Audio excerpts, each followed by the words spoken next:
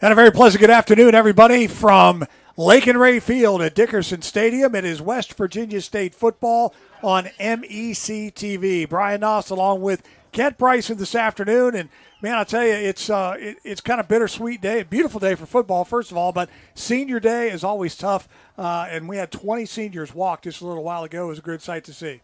I tell you, they say home is where the heart is, and for the Yellow Jackets returning home, they're hoping for some different outcomes. When we last left them after homecoming, it was very joyous. They were tied, I believe, for first place in the conference. 2 road losses, 1 in the last second, 1 that was probably decided a little bit earlier. Right. But they're back home. They want to finish strong because a playoff berth is still within their reach. Yeah, they really need to. Both of these teams must wins today because Frostburg is coming off a couple of losses as well. And so Frostburg ran off 6 straight. And now they've lost the last 2. They lost at Charleston 48-7, and they lost at Wheeling 26-25. And so both of these teams are desperate. And we talked to John Pennington, or I talked to John Pennington earlier today, and we're having some technical difficulties, so unfortunately we don't get to see what he commented on. But John does like the fact that he feels like they match up really, really well against Frostburg because they play basically a man coverage. So they get the one-on-one coverage. We feel like we can exploit that in the receiving department and the run game. And we talked about the run game with Justin Pessoa and Joel Felder, and also Caleb Jantois, who will be starting at quarterback today for the injured Isaiah Best. Best broke his arm last week against Pembroke, and so he is out for the season. And Frostburg won the toss, by the way, Kent, and they have elected to receive, and we are underway right away. Here you go.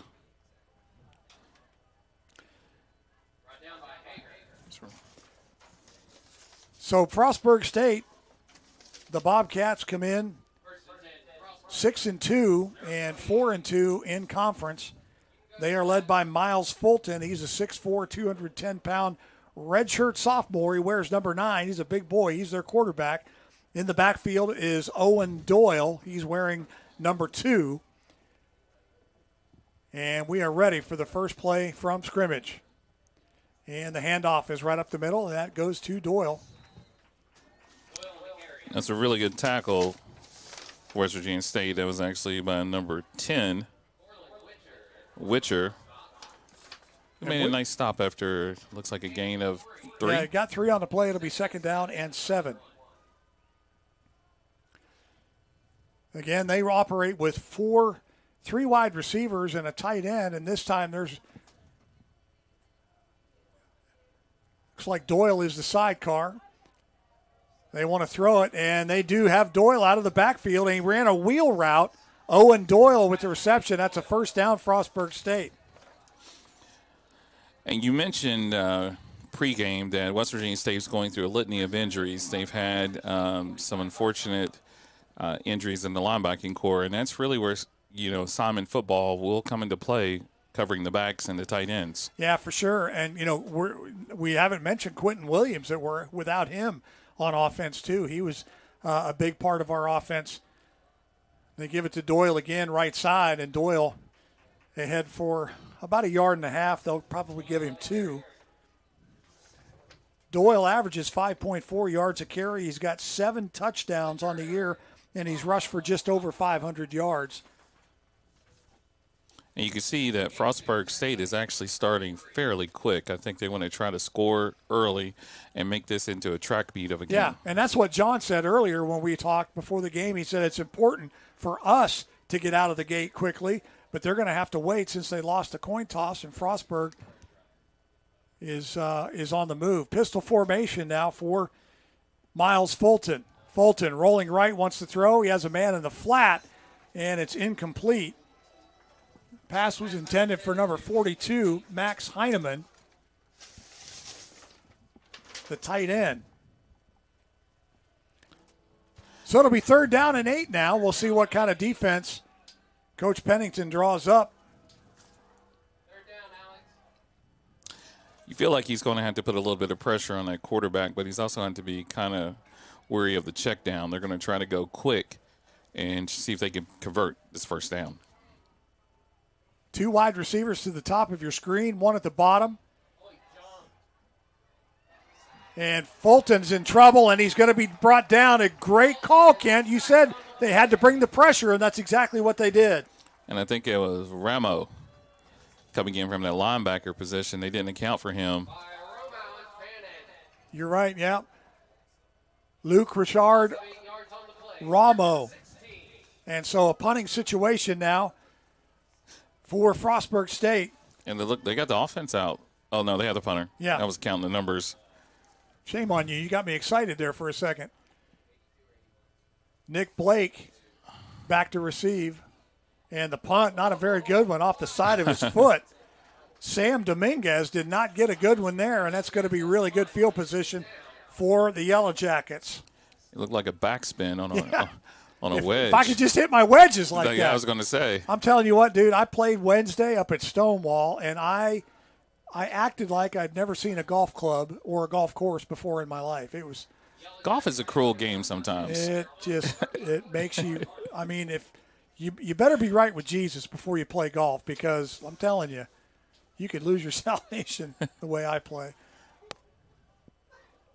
All right, 1st and 10, Yellow Jackets. Caleb Jantois is the quarterback. Quick out, pass is caught on the far side. He lost the football. But they ruled it as a completion for Juwan Bunch. Yeah, Bunch picked up 5 on the play, lost the football out of bounds, but it is a gain of 5. Ball spotted at the 38-yard line. Again, if you're just joining us, Isaiah Bess is out for the season with a broken arm. He suffered that last week on the road at Pembroke. Handoff, straight up the gut. Justin Pessoa. Justin averaging 6 yards a carry, 784 yards on the season coming into this ball game with 5 touchdowns. He averages 95 yards a game. And again, triple threat with the running the football because Jantois can run as well. So we talked with Coach Pennington about that pregame, and he likes his odds with 3 guys who can do damage. And, of course, we all know what Felder can do catching the football. He's the leading receiver on the team. Play action.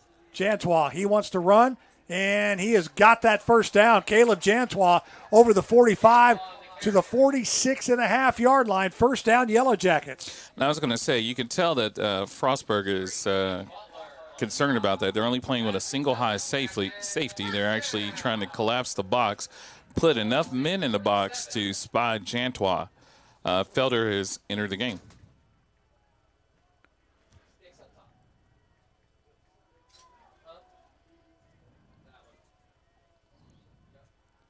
Jantois fakes the handoff. He'll go right side across the 50 down to the 45-yard line. Jantois close to that first down. He's just short. It's a nice gain of 8 yards on first down. And again, we're talking about that triple threat in the backfield. I haven't even seen Felder out there yet. He just came in and went a little jet sweep motion action here.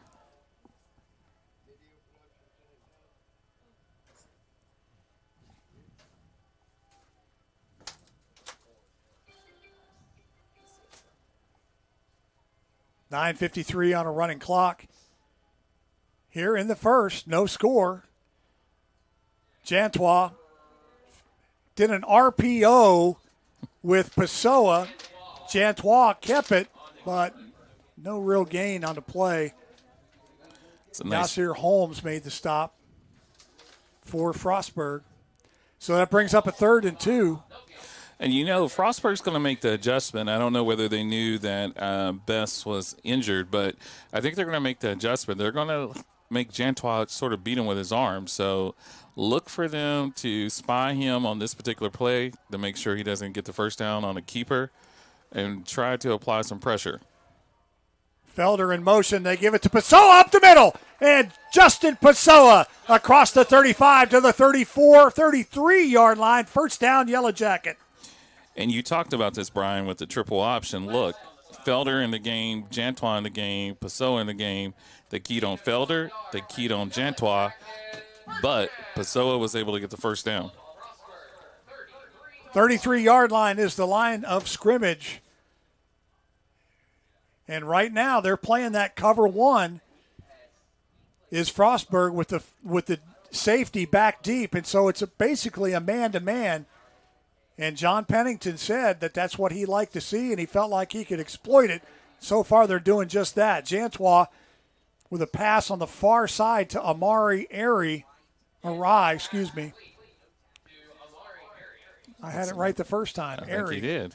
It looks like that's a gain of 6. Yeah.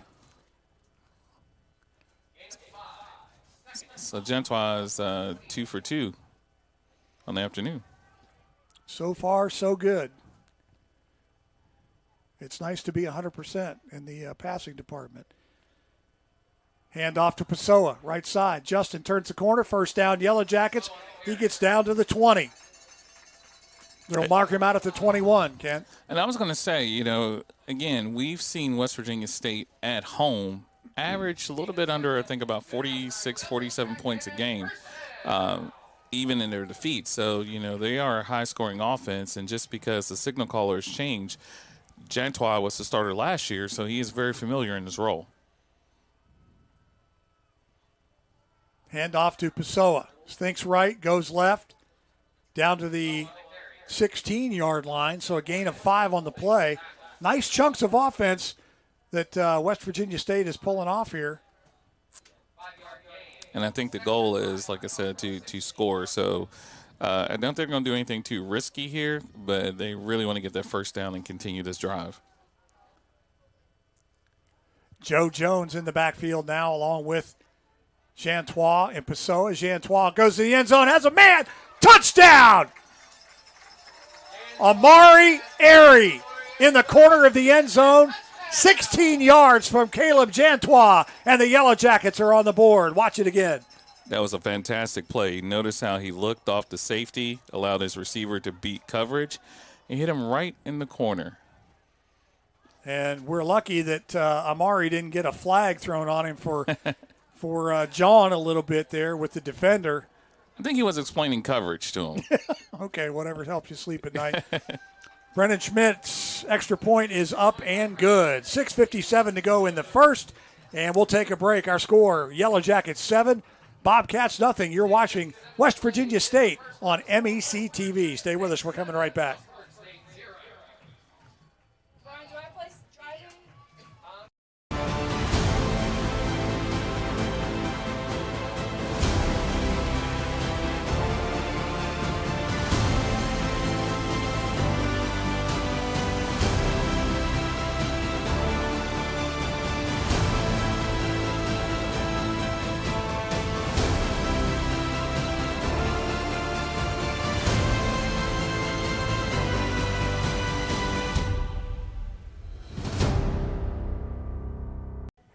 You're on. Welcome back to Lake and Ray Field at Dickerson Stadium. West Virginia State has just scored. Caleb Jantois, a 16-yard touchdown pass to Arai, and West Virginia State leads it 7-0. And that's, this is something that actually makes you feel good after last week's game where offensively you can say they were really stagnant for the first time all season. Coming back at home, getting the familiarity of the fans, sleeping in your own bed. Yeah. They look really good.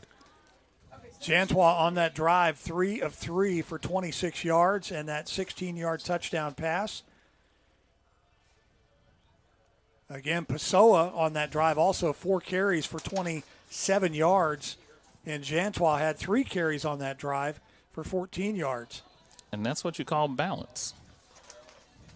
And, one of the things that we talked about was balance on the Frostburg side of the football.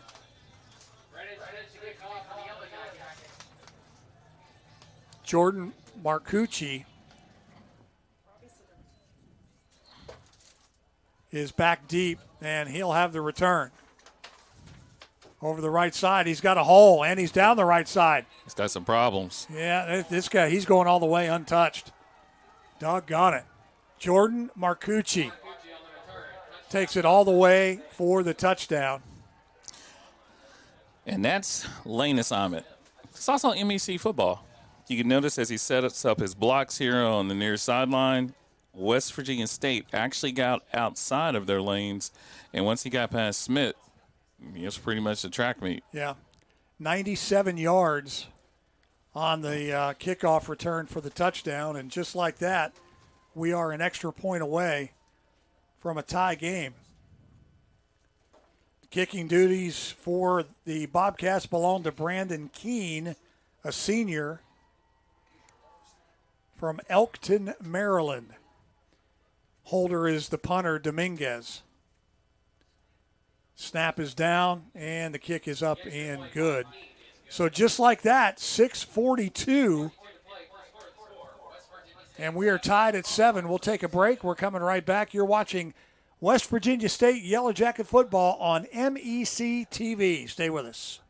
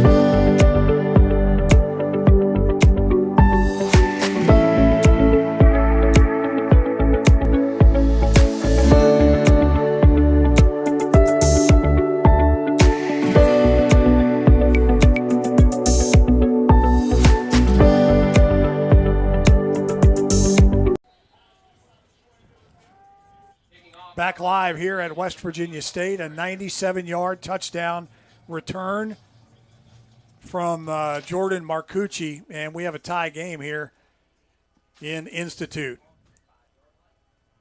Devin Washington on the return for the Yellow Jackets. He's run out of bounds at about the 18-yard line, and so West Virginia State will take over 1st and 10. Not as good a field position this time, though, Kent. Absolutely not. And I tell you what, that quick turnaround, is something that they're going to have to adjust on special teams. But offensively, you want to continue that, your rhythm. So let's see what happens here. Felder's in the game.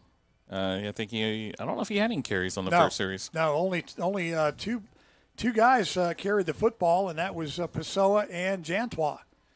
In the shotgun is Caleb Jantois, and they give it to Joel. Felder over the left side, and a flag comes in, and it's going to be a hold on West Virginia State. This is coming back. And I tell you what, Felder took a big hit from that defensive tackle, Delonta Butler, 6'4", 325. He put all of his pressure on Felder. We'll see what the call is here from the referee, Ryan Novosel.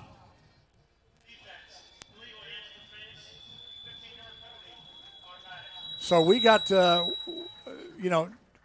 case of, don't ever listen to me when I see a flag because 9 times out of 10 I'm wrong. But it's a illegal, as personal foul, hands to the face. So that's 15 yards on top of the Felder run. So Felder picked up 4 on that carry, and we'll get 15 on top of that. Now we've got good field position out to the 39-yard line, 1st and 10. And I think it probably was holding after he put his hands in his face. That's true.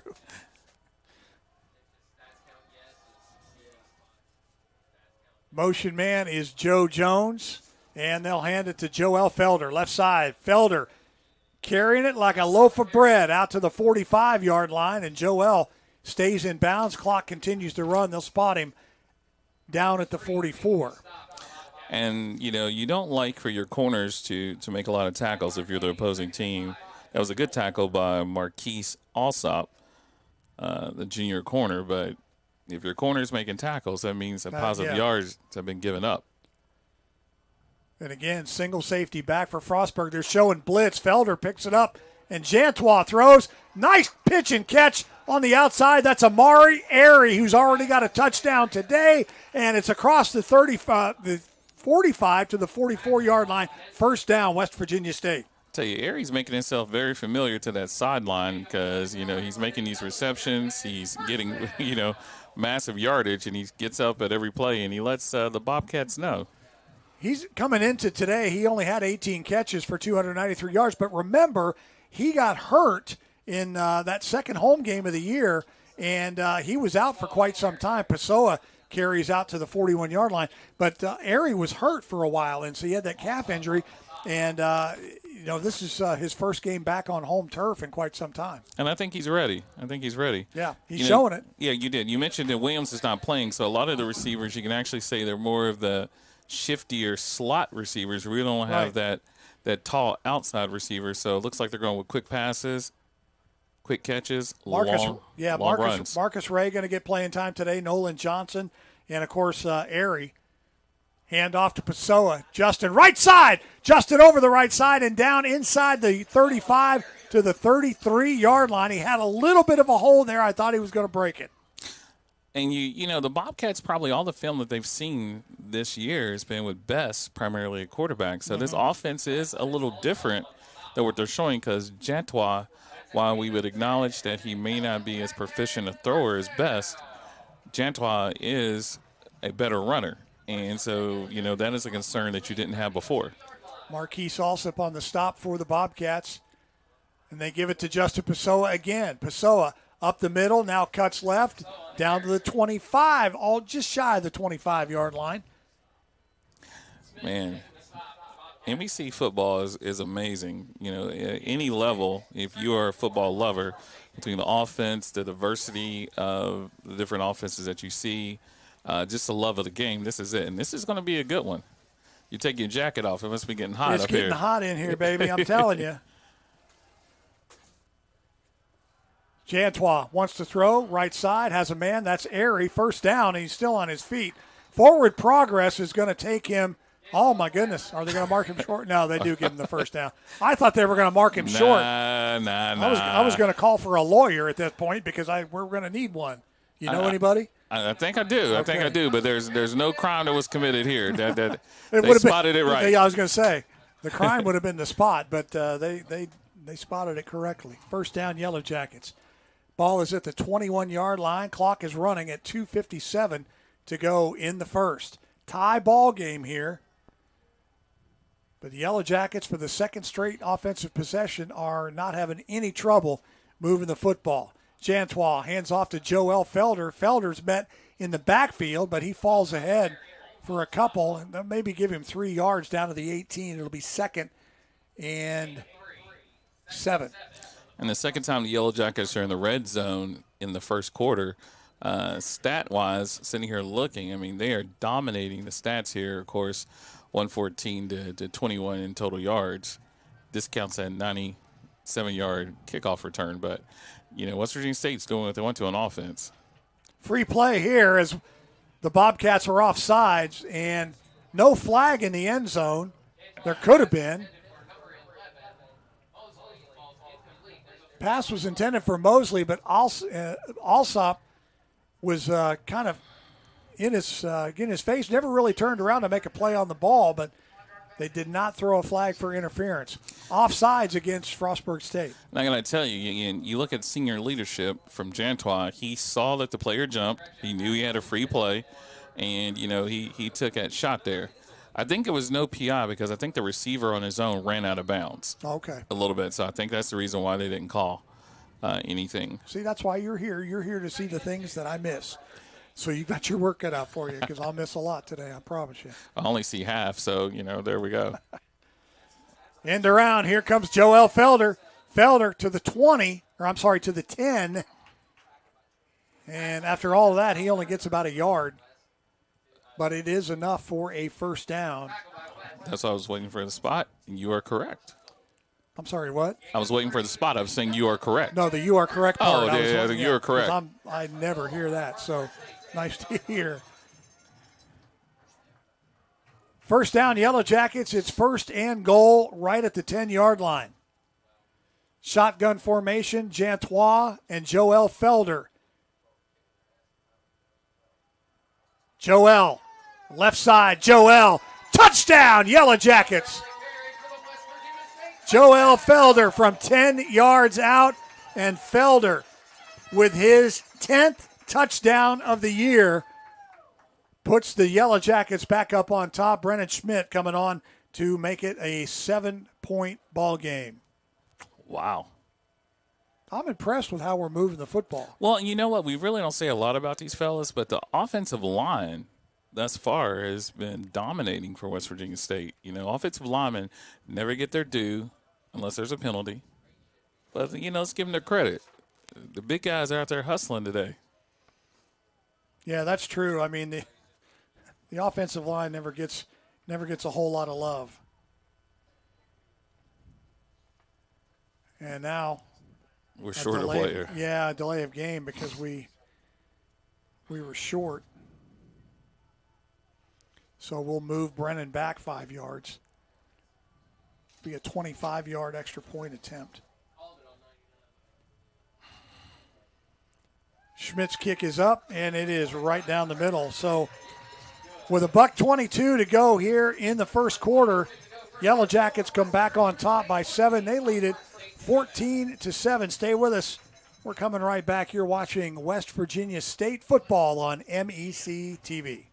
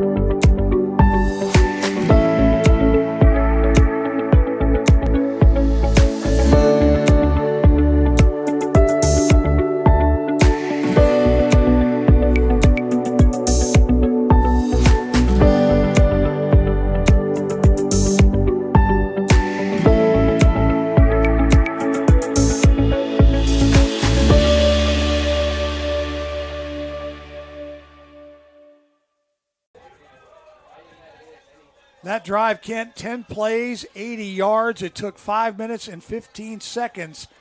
And Joel Felder with a 10-yard scamper over left tackle, and he scored. West Virginia State leads it 14-7. I got to tell you, if you can have every drive be that efficient, you could sell a whole series of it. So the only bad thing that's happened to West Virginia State today was special teams. So I think if they can get that corrected, and I think that's going to be the goal of this kickoff. Oh, he's not going to get another opportunity. They do have new kickoff returners, though.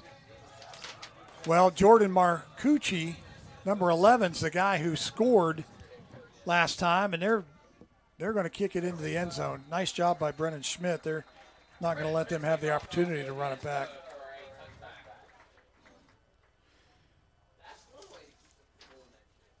So Miles Fulton, the quarterback, will come back out. Owen Doyle, number 2, the running back, will be in the backfield.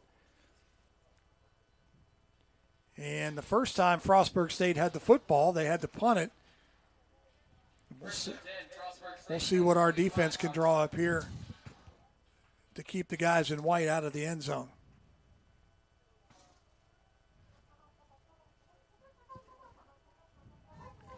Fulton brings a man in motion. That's Marcucci, and he'll fake the handoff to Doyle. He wants to go down the middle, and he has got a man wide open. And with the reception, that is number 88, Trayshawn Timmons. I tell you, we're sitting here watching that. There was fake motion on the reverse, fake motion on the handoff, and there was only one receiver running the route. Yeah. And wow, what a big play. Yeah, I was going to say, the linebackers, safeties, everybody bid on that.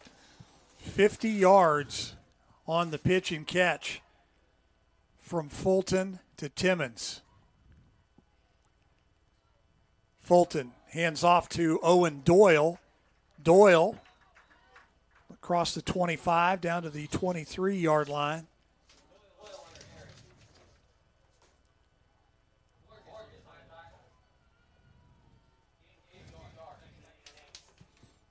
And it seems like it's just feast or famine. And that'll be the last play of the first quarter. Our score, West Virginia State 14, Frostburg State 7.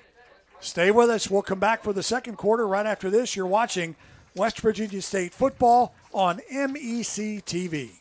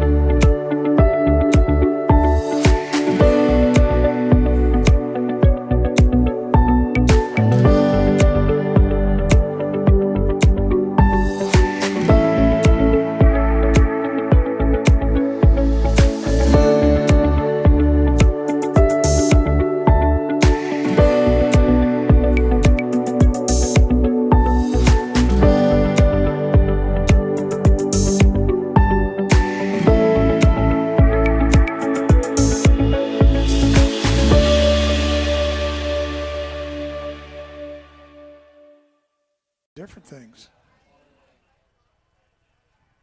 Back. Welcome back to Lake and Ray Field at Dickerson Stadium. Quarter number 2, Brian Nost and Kent Bryson on MEC TV. Robbie Mounts, our executive producer this afternoon in the broadcast center, and we have got a good ball game so far, 14-7 State, but Frostburg is on the move after that 50-yard pitch and catch between Miles Fulton and Trayshawn Timmons. And Frostburg State has the ball 2nd and 8 on the 23-yard line. We're waiting for the official to spot it, and he does, so we're ready to go.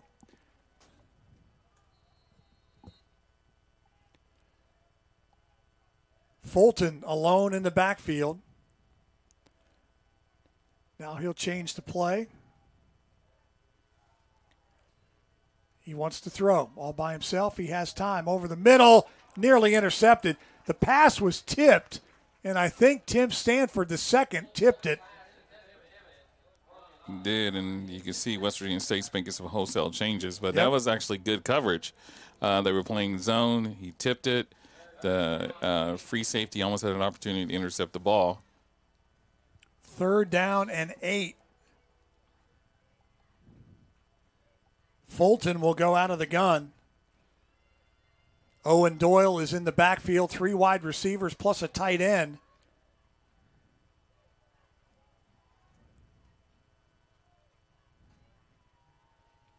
Fulton throws, pass, caught. That's Timmons on the outside, 1st down, Frostburg. And on that particular play, West Virginia State did attempt to apply pressure. It was pretty much a feast or famine. They rushed 6, had 5 back in zone coverage, and Timmons just found the empty spot in the zone.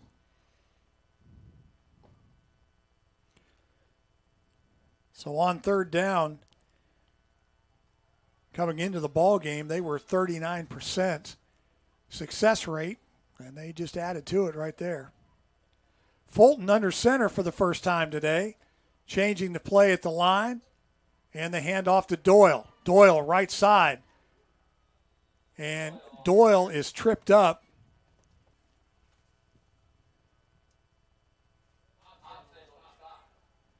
That's Hobson, number 20. Yep. That's a pretty long DB, 6'3", 200 pounds. That's pretty big. Yeah, Zach Hobson, his first tackle of the day.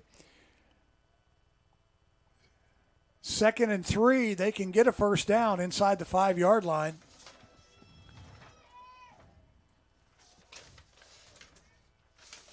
Timmons in motion. Fulton, long count. He'll roll right, throw, touchdown. And Frostburg State is on the board again. Amari Namdi Hall with the reception for the touchdown. I was going to say his name bigger than he is, but he made a big play right there. And 14 apiece, 13:34 left to go in the first half. That's our score. You're watching West Virginia State Yellow Jacket football on MEC TV. Stay with us. We're coming right back.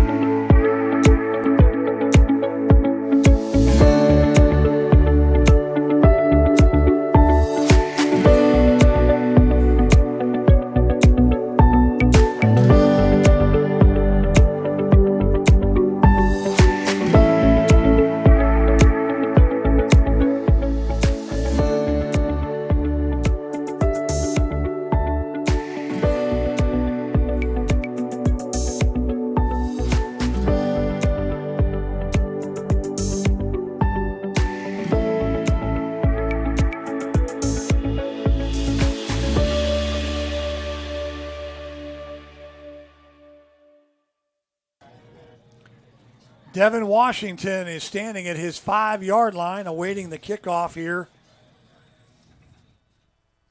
from Harrison Fritz. And West Virginia State is going to elect to bring it out.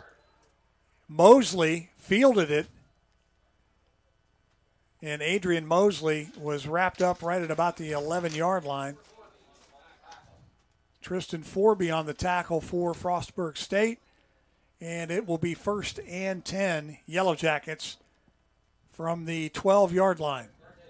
I'm going to say this is, I think, their worst starting position thus far of the game. Yep, you're right. Previously was at the 20. Bring a man in motion on pass option. Jantois keeps it, and he loses a yard. I was going to say the big defensive end, Yarseer Holmes, he didn't bite on the fake. Now they faked it to Marcus Ray coming across on the jet sweep, and Jantois kept it. Not a good decision there. He lost a yard. It's 2nd and 11. Jantois in the shotgun. Felder is the sidecar to his right. Jantois wants to throw, steps up, has a man wide open in the middle, and the pass is caught. Jawan Bunch. Big gain right there and gets us out of trouble. We were deep in our own end zone, or deep in our own end, rather, almost in the end zone. And that pass, I think one of the things that you really don't notice is just how calm he is as he steps up to the pocket, just sets his feet, throws to his open receiver. Bunch with a nice inside-out move there to get wide open. Joel Felder across the 45 to the 46-yard line. Gain of 6 on the play. It'll be 2nd down and 4 for the Yellow Jackets. And again, a nice little rhythm starting to develop here. So offensively, you know, from start to finish, it's been a very good performance thus far by West Virginia State.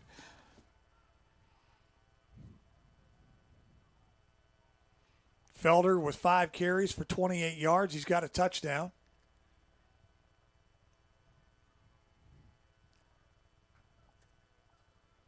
They'll give it to number 7 yet again. Felder around the corner, maybe gets a yard, and it's going to bring up a 3rd down. I think he was tackled by number 37, Kurt Thomas. You are correct. He's actually playing linebacker today. He's traditionally a safety, but he looks like he's playing in the box, sort of in that Mike linebacker position. 3rd and 3 for the Yellow Jackets. Jantois rolling right, wants to run it. He's going to be close. I think they're going to mark him short, Kent. They did, and I really think that was a really bad spot. Most of the time when a quarterback runs, if they give themselves up, they mark it where they start their slide. He did not slide. He actually went head first, so he should have got the benefit of the mark about a yard or two where they spotted him. And John Pennington is going to punt the football. Yeah, not the greatest spot in the world, I don't think. Nevertheless, 4th and a football, and we're going to punt it. Amari Namdi Hall is back deep, calls for the fair catch, and he has it at the 19. That was brave. If he would have muffed that punt, there were a lot of Yellow Jackets ready to swarm on it. Yeah, for sure. So the first time that West Virginia State will turn it over after punting the football. And we'll have a officials timeout on the field. 10:16 to go here in the first half. Our score, we're tied at 14. Stay with us. We're coming right back.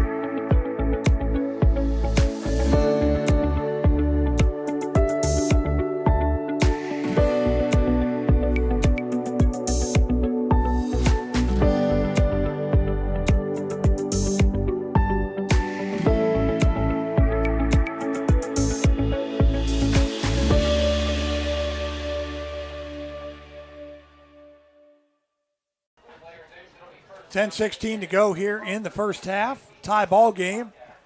After the punt, Frostburg State takes over. 1st and 10 at the 19-yard line. Miles Fulton, the quarterback. New man in the backfield for Frostburg State. That is number 16, KJ Smothers. He's a 5'9 sophomore from Queen Anne, Maryland.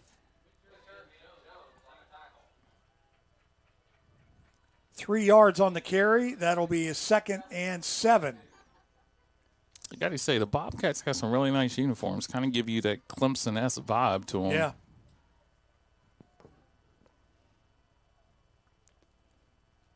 Smothers stays in the backfield. And now he'll come to the left side. And they'll hand it off to him again. Smothers, straight ahead. Out to about the 26-yard line. So it brings up 3rd down for the Bobcats. And that was a nice tackle by Ramo and Sanford the second. I think West Virginia State's going to have to play this one a little bit more cleaner. So look for a zone, maybe some outside pressure, but they can't give up the middle. 2 wide receivers to the bottom, one on the slot at the top and one at the far top. And Fulton changing the play. He saw the defense, and now he's checking to another play. Fulton, right side, ball's in the air, and it's going to be out of bounds. Nice coverage there on the far side.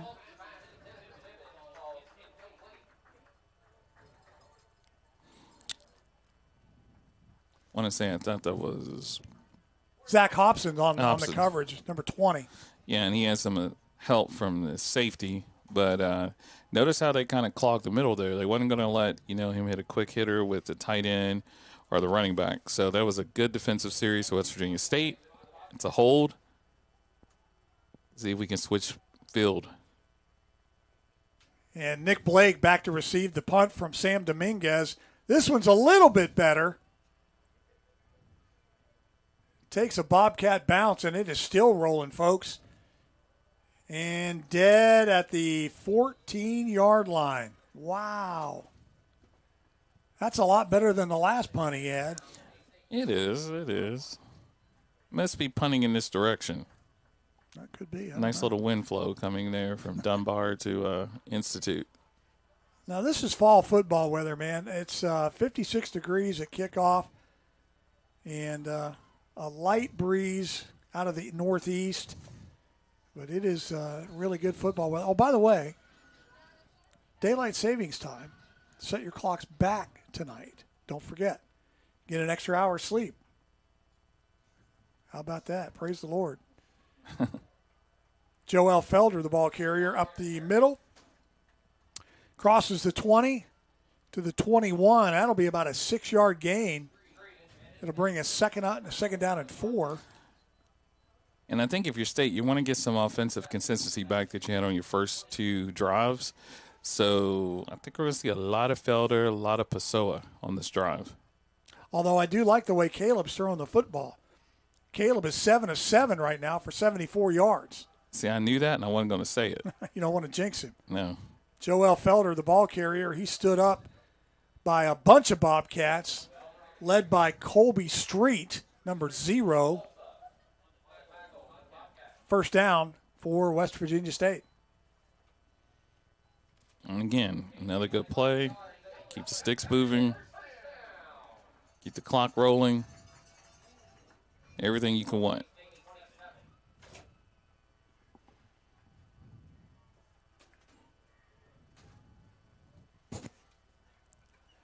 So 1st and 10, and Jantois wants to throw it. Has Airy on the outside, and he stays in bounds out to the 32-yard line.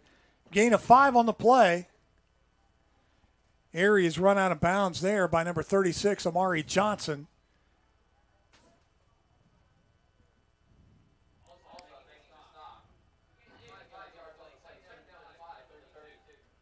You got to, again, like the rhythm.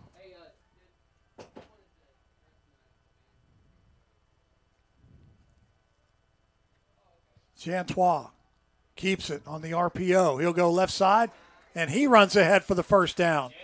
Again, that 3-horned attack from West Virginia State. You got Pessoa to worry about, you got Felder to worry about, and you've got Jantois that can all run the football, and Caleb right there with the rush and the first down.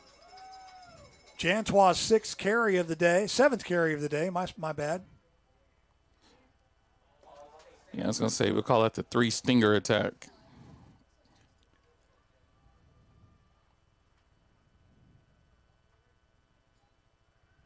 And Jantois under pressure, he's going to go down.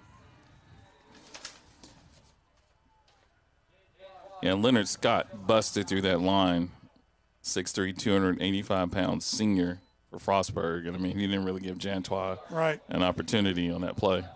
And, again, tempo here from the Yellow Jackets. Quickly back up to the line. You know, you talk about that line. They don't get the love. We'll give it to him here. Dalton Hall, the left tackle. Justice Hutchison, the left guard. David Dawson, your center. Brody Sipple, the right guard. Logan Bartholomew is the right tackle. Jantois to throw it. And how about a flag? Yes, sirree. Got to believe it. Pass was intended for Devin Washington. And the flag right there is going to be on. Actually, there's 2 flags. Okay. So that's why Jantois, I think, I'm waiting to see what the call is, but I think he audible to that play because I think one of the Bobcats jumped. So there's a flag right at the line of scrimmage. And then there's a PI. One in the secondary. So we definitely know what the secondary call is. So the officials having a discussion right now. The referee is Ryan Novosel. The umpire, Steve Hoover. Todd Pachonik is the linesman. The lines judge is Brian Kimball. Alex Rowan is the back judge. Field judge Michael Bruno, and Jason Wilkinson is the side judge. Let's get the call here. 2 fouls on the play. You were right. Defense offside. That play is going to be declined, and then they'll have a PI against Frostburg State, so it's a first down. And that's the second time that you see Jantois has drawn him off sides, recognized that, and gone deep. Jantois having a day. He's 8 for 8 right now, 79 yards. That's a 224 passer rating in this first half.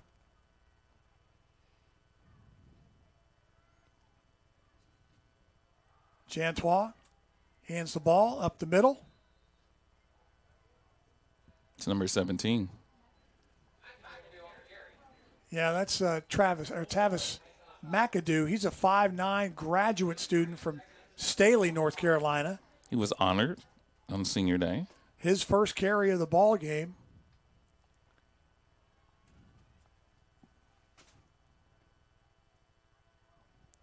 Joe Jones in the ball game in that kind of no man's land slot position right behind the line.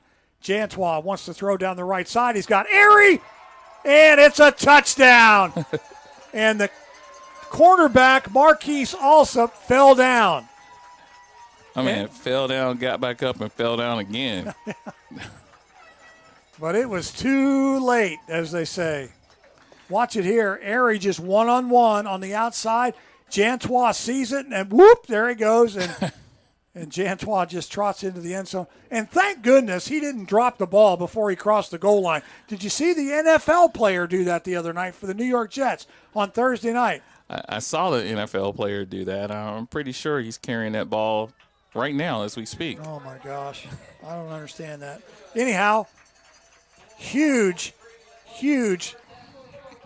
catch right there from Airy. That's his second catch of the day. 7 plays, 85 yards. Touchdown on the 45-yard reception. 21-14. It's a track meet. We'll be back right after this.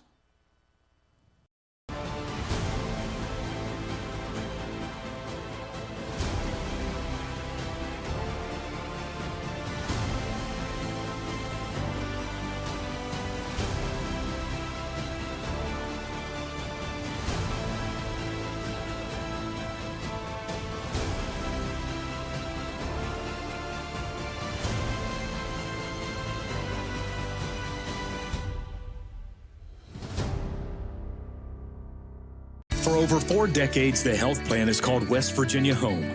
It all started with a vision to serve our community with pride and integrity. We've grown alongside West Virginia, becoming part of its fabric. We've been here through thick and thin, supporting local families and businesses. Because at the health plan, we don't just work here, we live here. Proudly serving West Virginia since 1979. Your trusted partner in the community, the health plan. Here for you. Back to live action. Marcucci takes it at the 5-yard line. Flag coming in from the far side, and Marcucci still on his feet, now out of bounds at the 37-yard line. But bad news for West Virginia State. You see that guy right there? That is Justin Pessoa, and his right shoulder is taped up. He's trying to move it. His shoulder pads are off. His helmet is nowhere to be seen.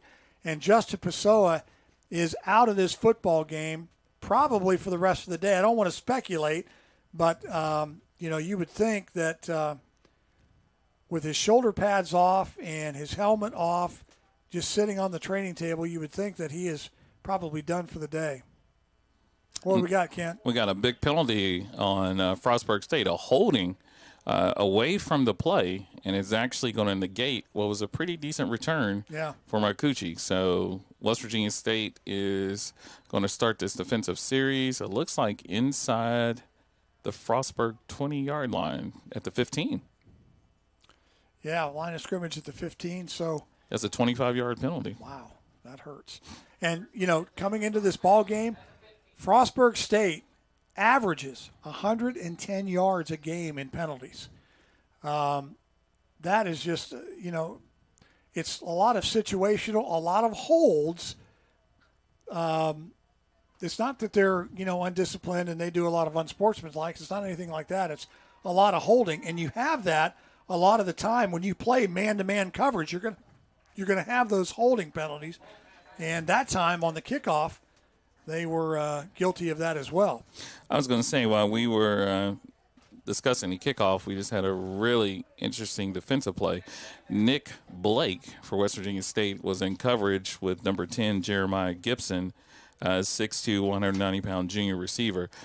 Nick was going stride for stride. Gibson was trying to draw the defensive pass interference, but the officials wisely saw that Nick had great coverage and no call. Dan, the ball was really uncatchable. It was probably 7 or 8 yards over his head. So, yeah, you're right. Good call. Fulton on the keeper, and he'll slide down. And Blake, he comes up limping as Fulton slid right into Blake's right leg. And I tell you, Blake pulled up because you don't want to get a target on a quarterback. Right. But, Great I mean, he was lining up for him. And that's one of the things about it. When you are a player and you're going full speed and you come to a complete stop, you know, your body, the turf, everything doesn't necessarily agree. So I'm glad to see that Nick Blake is okay. But, you know, that's the calls you have to make. Yep. 3rd and 1. Fulton under center. And they hand it up to Doyle. Doyle will have the first down. Owen Doyle, 5'11", 200 pounds. He's a redshirt sophomore out of Denton, Maryland. Averages 5.4 yards a carry, and he got what he needed there for the first down. Got a little bit, 5.4 yards a carry. Line of scrimmage is now the 30-yard line. Now, both teams actually have all their timeouts as well. Yeah. This first half has flown by. I mean, I don't want to jinx it, but you just jinxed it. Crying out loud, we're almost at halftime. We've only played not quite an hour.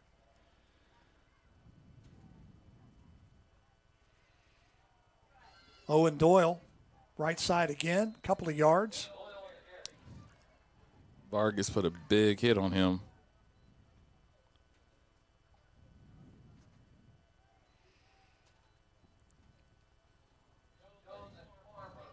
Now, you actually got to think to yourself, you know, if you're Frostburg, time is going to be a factor in this, even though you haven't started to use your timeouts. The clock is ticking. You're a little bit under 2.5 minutes. Owen Doyle with 6 rushes for 22 yards. Nazir Jones on the stop there on that play. 2nd and 8. Doyle again. Nothing this time. Not a chance. Frostburg is still not taking any timeouts.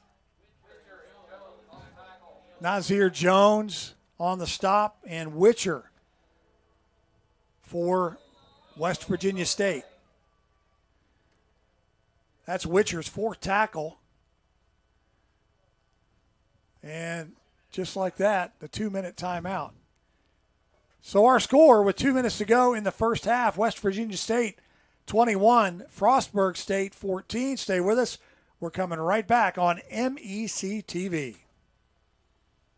Time of year again when things start to cool down. But here at Yes Chevy and Yes Ford, the deals are exciting. I'm Keith Powell, and I want to help you lower your current monthly payment, have a down payment that's just $99, and get a lifetime warranty with fast and easy credit approval. That's right, don't freeze up over huge down payments. You can ride away for just $99 today. Get pre-approved at KeithSaysYes.com. Only at Yes Chevy in Hurricane and Yes Ford in Huntington. You have dreams. You have dreams. You have dreams. A better life, a better job, a better you. So where do you start to build the skills necessary to get there? For more than 125 years, West Virginia State University has been educating generations of students who have gone on to change the world. At West Virginia State, you are not just a number, you are who you choose to be. We are back at Lakin Ray Field at Dickerson Stadium on the campus of West Virginia State University. 2-minute timeout is over, and the Frostburg State Bobcats have a 3rd and 8. Miles Fulton in the shotgun. Owen Doyle is the sidecar to his right.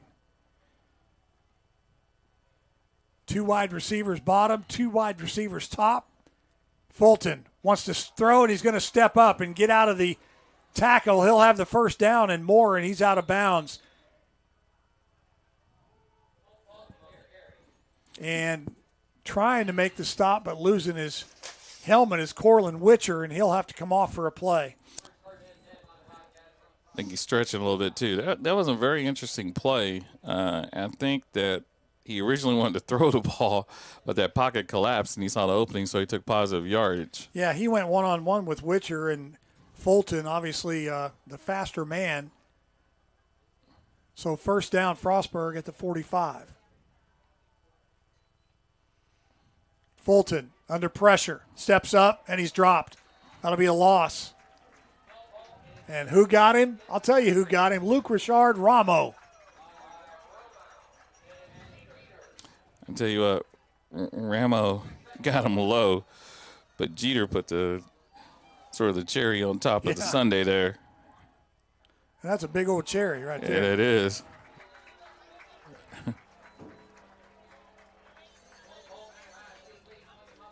Smothers on the reception from Fulton, but Nick not Blake. a whole lot there. Maybe back to the original line of scrimmage.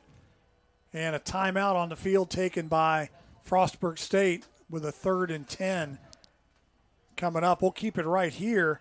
So far in this ball game, as far as total yards and things like that go, West Virginia State with 234 total yards, and they're outgaining the Bobcats by 100 yards. They have 134. West Virginia State through the air, 124 yards. And I'm telling you what, Jantois, 9 for 9 so far this afternoon with 2 touchdowns. And then Fulton on the other side, he's got 91 yards passing. That one on that big 50-yard completion to Timmons. Rushing yards, West Virginia State 110 to 43 for Frostburg. But the big story right now, and as I look down to the bench, Justin Pessoa has his pads off, his shirt off, and now they're going to put some ice on that shoulder. I don't know if we can get a shot of that or not, but Pessoa is out of this ball game. And that is a huge, huge hit to this offense. Not something we needed. We've already missing our starting quarterback. We're missing Quentin Williams, and now Pessoa. If you notice, the D-line is not in a three-point stance. This is really confusing the No, offensive line. they're going to bring it right here, and they do. Pass is incomplete right in front of the state bench. Pass was intended for number 84, Cruz Paul Olmstead. And Bobcats will have to punt. And the way we're moving the football, Kent, I like our chances to put some more points on the board before halftime. Look at it again. I tell you what, I like our kicker, too, to get in field goal range. But that was a nice play by number 31. Don't have him on my roster sheet here, but he got a PBU. Yeah, Darryl Fletcher is the cornerback who made that play. Dominguez punting it away from Nick Blake. And Blake's just going to let it bounce. They'll call it dead at the 16-yard line. Almost the 17, actually. We've been here before. Yes, we have. So you got 3 timeouts, minute 11. Airy has been a hot receiver. So you're going to see if they're going to target him. With Pessoa out, that makes Felder your primary ball carrier. You won't use him as much in the slot.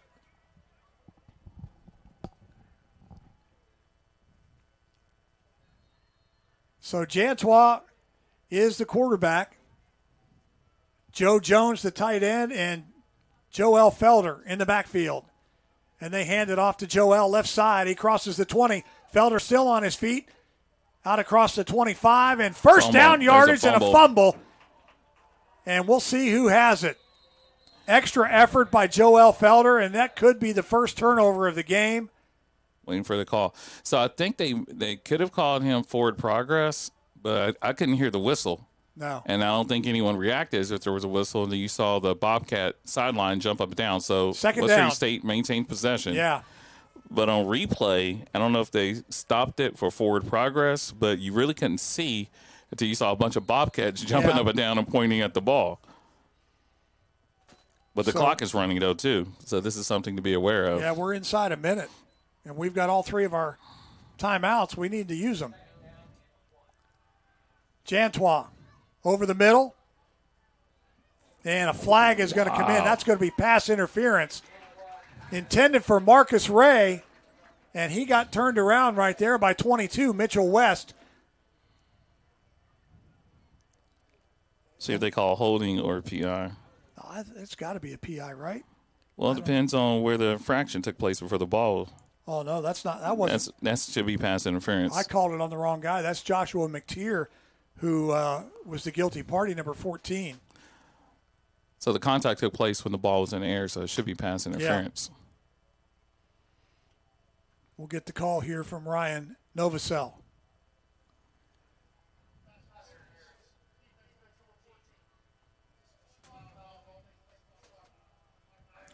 That's a spot foul at the 40-yard line, so 1st and 10. So we've got 41 seconds left, and we got to go 60 yards. And I'll say West Virginia State needs to be ready to go on the ball because the clock. He's signaling the ball ready for play. Ramon Lee signals the play into Jantois. Claps his hands, takes the snap. He'll roll to the right. Jantois. And it's going to be intercepted. Oh, they gave it to him. Not a good decision. Mitchell West, number 22, the safety, came up and picked that off, and Jantois was just trying to throw it out of bounds. Yeah, and I was watching his feet here. I know you only have to have one down, but it looks like he went airborne when he made this interception. Did he get his feet now? Yeah, he did. Oh, it was close. Left foot. Let's watch. It was a toe. Yeah, I guess he got the toe. Great job by our camera guys. Left foot was down. Nice job on the replay, Robbie. Robbie, our executive producer, Robbie Mounts. And you got to, listen, hats off to Robbie. He had a bad morning, right? I mean, nothing was going right, and we got on the air on time. The only thing we missed was John Pennington's interview, and we pretty much covered everything that he and I talked about. So his pass underneath is complete to Jeremiah Gibson. And Gibson ahead to the 40-yard line. 27 seconds left now. You know how you said you're going to jinx us? Yeah. So you said about... It was 5 till 1 when I said that. It's 1:07 now. Okay. But it's been exciting. I'm telling you that this is... A lot of the games that we come to, either one team has gotten a massive lead at halftime and, team we're talking... This game is very competitive. Trips to the bottom, one to the top. And just out of the backfield, little dump pass is going to be caught by KJ Smothers. Another first down. And right now, the 2-minute offense working for the Bobcats. And they still have, they should have 3 timeouts. I think West Virginia State has 2. Second catch for Smothers. Oh, they switched it. They're giving them 2. Fulton now with 103 yards, 7 of 12. And he has that 1 touchdown. Pressure. Fulton steps up and he runs and he slides down at the 48-yard line, and a timeout taken by Frostburg State. We'll keep it right here with just 15 seconds left to go in the half. If you're West Virginia State, you don't want to give up anything big. No. Particularly in this next, 10-second span, because you don't want to give Frostburg an opportunity to go to the end zone or to kick a field goal. So you want to try to keep everything in front of you. I look for them not to put a lot of pressure, play in a really nice zone with 2 high safeties in the back to make sure they don't get beat deep. Frostburg State on the year, 28 points in the entire season off turnovers. And right now they are at midfield, and they've got 50 yards to go and 15 seconds left to do it. They average, by the way, 35 points a game, and they give up 21 points a game. They've scored 281 points on the season. as opposed to West Virginia State's 296, averaging 37 points a game. These two teams on paper very evenly matched, and it has been a track meet so far here in the first half. All right, out of the timeout, here we go. Miles Fulton, shotgun, throws, has a man, and it's overthrown. Tell you what, West Virginia State was lucky because the safeties did not drop back. That was one-on-one coverage. Isaiah Martin, the intended receiver, the sophomore out of Edgewood, Maryland. And then Hobson was on the only man backer on the coverage. You saw the two safeties, 5 to 10 yards away. Now 3rd and 6. 4 seconds elapsed on that play.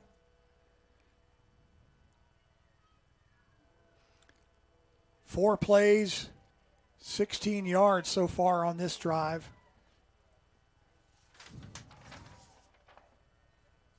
Fulton, straight drop, has a man across the middle. Pass is caught out of the backfield. That's Amari Namdi Hall. So the clock stops to the first down. You still have one timeout left. Frostburg's going to take it. Yeah, 5 seconds left. So I don't know the field goal range of Brandon Keene. Oh, they're not taking a field goal.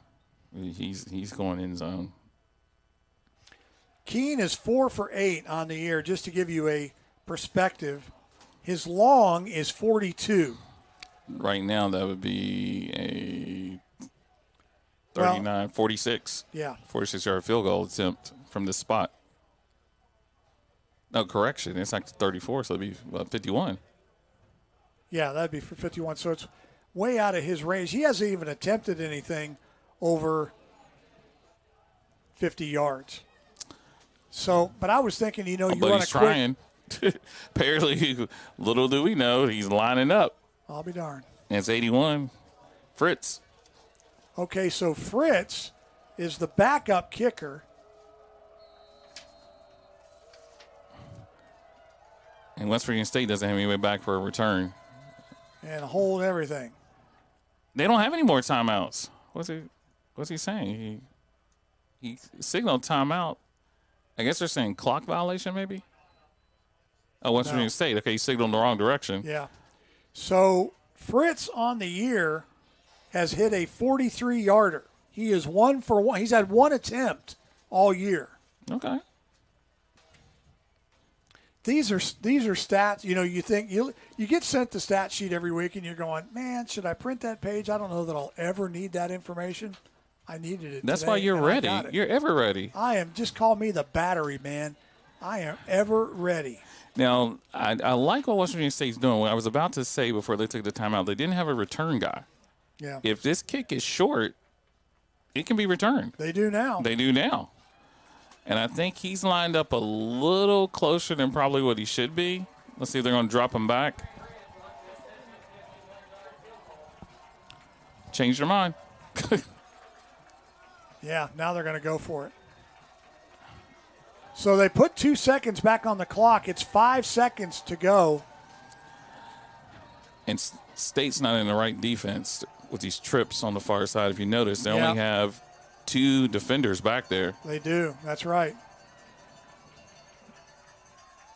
Fulton under pressure. Here comes the blitz. He's just going to throw it up, and the ball is way short. No flag on the play, and that, ladies and gentlemen, is halftime. It's a lot of excitement in the last 5 seconds. Yeah, we brought the house on that. I see what you were saying on the defensive coverage, but we gambled and we wanted to blitz and cause him to throw it quickly and not get set up, and that's exactly what happened. So good call by the defense. Absolutely. All right, we are at halftime here on Senior Day. Our score, West Virginia State 21, Frostburg 14. Yellow Jackets get the ball coming out of the half. We'll try to get an update on Justin Pessoa, and we'll have that for you in just a little while. Stay with us. You're watching MEC TV's coverage of West Virginia State Yellow Jacket football. Time of year again when things start to cool down. But here at Yes Chevy and Yes Ford, the dealer is not giving up. I'm Keith Powell, and I want to help you lower your current monthly payment, have a down payment that's just $99, and get a lifetime warranty with fast and easy credit approval. That's right, don't freeze up over huge down payments. You can ride away for just $99 today. Get pre-approved at KeithSaysYes.com, only at Yes Chevy in Hurricane and Yes Ford in Huntington. You have dreams. You have dreams. You have dreams. A better life, a better job, a better you. So where do you start to build the skills necessary to get there? For more than 125 years, West Virginia State University has been educating generations of students who have gone on to change the world. At West Virginia State, you are not just a number, you are who you choose to be. You receive personal attention from award-winning faculty.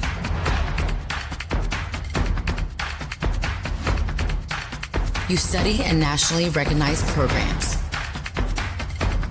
You learn the skills that will get you the job you know you can have. No matter where you want to go or what you want to do, it starts at State. For over 4 decades, the health plan is called West Virginia Home. It all started with a vision to serve our community with pride and integrity. We've grown alongside West Virginia, becoming part of its fabric. We've been here through thick and thin, supporting local families and businesses. Because at the health plan, we don't just work here, we live here.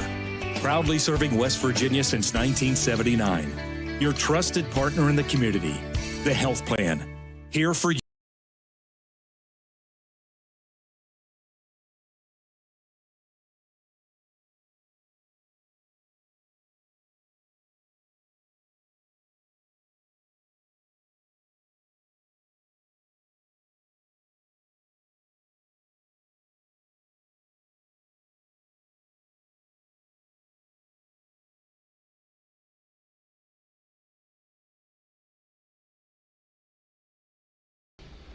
Welcome back to the West Virginia State Football Show with the head coach John Pennington.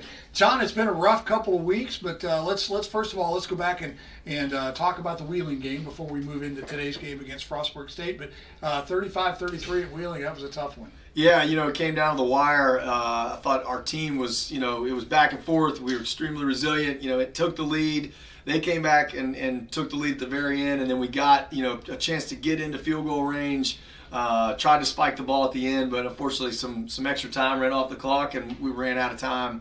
But would have liked to have the opportunity to kick one. But it's just kind of how it goes. We're on the road. Tough one to lose. But love the way that our guys battled, and I think that they gave it everything they had. Just sometimes you come out on the short end on those. Last time we were here, it was homecoming and a great victory against a ball club there. I believe it was Concord. Yep. Right? We played homecoming at Concord, but that's the last victory that you've had. You went down to Pembroke last week, and another tough game. We talked off camera. Tough matchups again in that ball game. Yeah, it was a tough matchup for us. Kind of knew it was going to be a tough game going in, and we turned the ball over early. We lost our quarterback.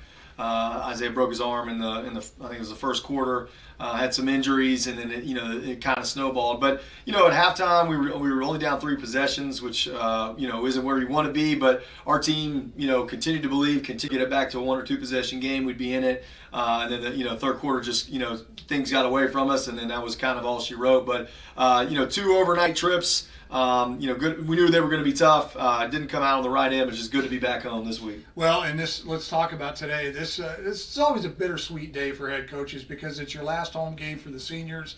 And talk about this senior class and what it has meant to you as a coach personally, and what it's meant to the West Virginia State football family. Well, over 20 seniors today, so I think 20-some walking today. When they got here first, we had dirt on that field, no turf, no lights. We've come a long way, and like you said, it's bittersweet. You're excited for those guys and their families to watch them, but that no matter how much you want to, you're not going to see those guys much again. And one of the best things about being a head coach is to be able to have a positive impact, at least a small part on those guys' lives. But after the season and years go past, you just don't get to see them. You're lucky if you see them at homecoming. So it's kind of sad that this is kind of coming to an end. It just seems to happen so fast. But they've put their hearts and souls into this program, and not only that, but they've got their degrees. It's 20-some undergraduate degrees, and I think 6 master's degrees this May. So you look at what it's doing for their lives, and you think, you realize that we're doing what we're called to do, and that's to help benefit the lives of young men. And what happens, we love to win, but at the end of the day, we're helping people, and that's what it's all about. Talk about your memories as a player when you were a senior. What was that day like? It's hard to believe how fast it goes. You just feel like one day you're a true freshman, and the next it's your last home game, and it just kind of hits you like a ton of bricks when you're out there, and you're like, this is the last time I'll ever be in uniform on this field, and it's hard to kind of wrap your head around it, and it's definitely an emotional day for our seniors, myself, and everybody involved, and I think you'll see a team that plays with passion today because they're going to lay it on the line for those guys. Well, let's talk about today's game. Frostburg State comes in here. They are a tough ball club, and you've got your work cut out for you today. Talk about the game plan. What have you seen on film that you can maybe take advantage of with that ball club today? Well, I think that with Caleb being in there, you're going to have be able to do a little bit of different stuff. He's not doesn't do exactly what Isaiah does. So quarterback run game I think is going to be an advantage for us. You can get an extra hat. Caleb's one of the strongest players on our team, so he's going to be running the ball downhill, so we'll be able to take advantage that way. And I think our defense, like I said, does a good job stopping the interior run. We got to do a good job affecting the quarterback because they do throw the ball well, but they lost 2 games at home, 2 in a row. So we lost 2 in a row as well. Both ours were on the road, so I think you got 2 teams, both trying to bounce back here. I like us, being at home, senior day, being able to kind of get to a start, get out to a fast start, and that's what we're going to have to do today. You talk about your running game.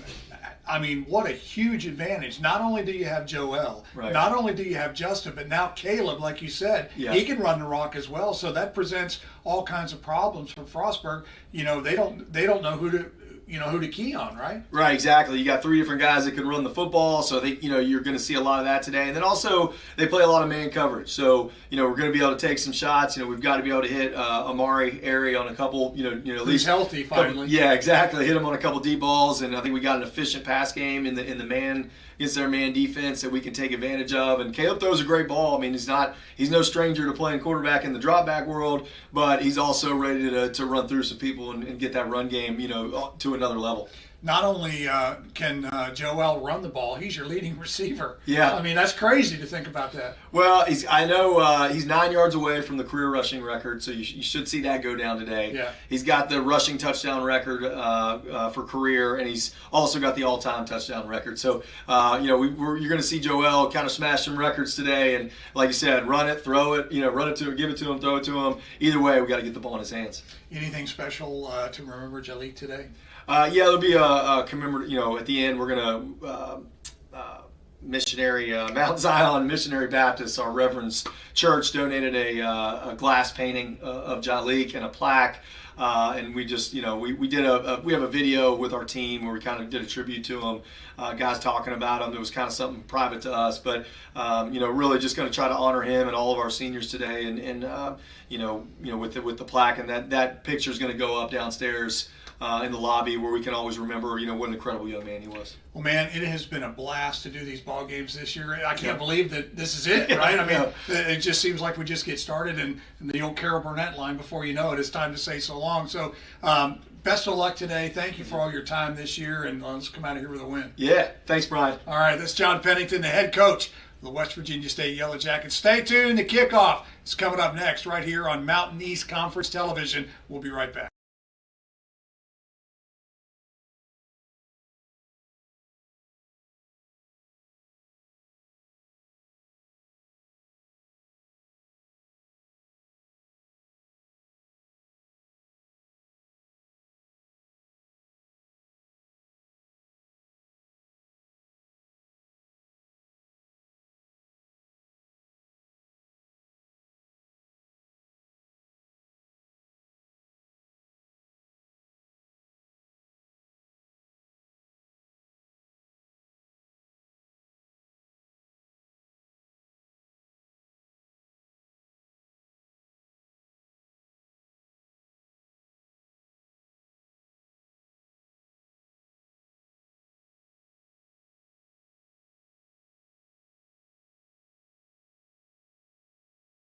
Time of year again when things start to cool down. But here at Yes Chevy and Yes Ford, the dealer is not eating up. I'm Keith Powell, and I want to help you lower your current monthly payment, have a down payment that's just $99, and get a lifetime warranty with fast and easy credit approval. That's right, don't freeze up over huge down payments. You can ride away for just $99 today.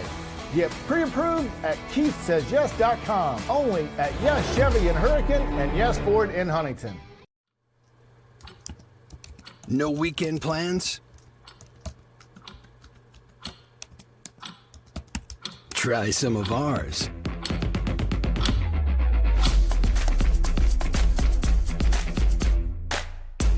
With a generous serving of historic sites, foodie eccentricities, and brewery diversions, the happiest hours start here. Mountaineer Country. Come, go wild.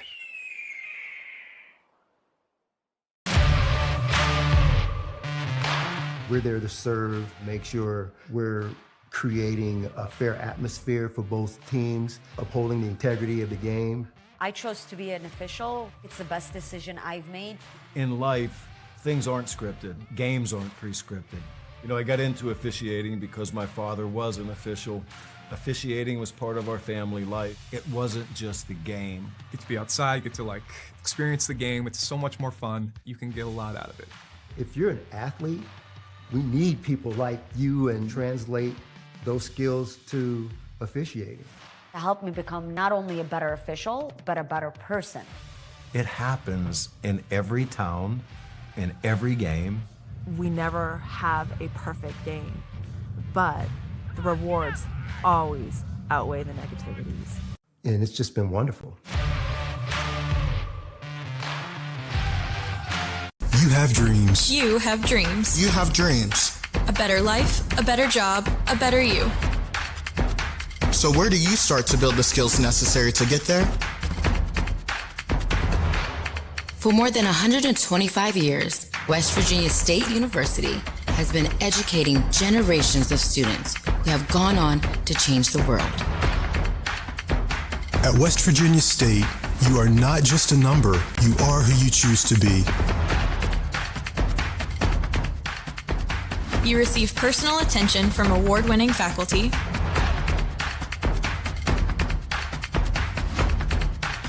You study in nationally recognized programs. You learn the skills that will get you the job you know you can have. No matter where you want to go or what you want to do, it starts at State. For over 4 decades, the health plan is called West Virginia Home. It all started with a vision to serve our community with pride and integrity. We've grown alongside West Virginia, becoming part of its fabric. We've been here through thick and thin, supporting local families and businesses. Because at the health plan, we don't just work here, we live here. Proudly serving West Virginia since 1979. Your trusted partner in the community, the health plan. Here for you.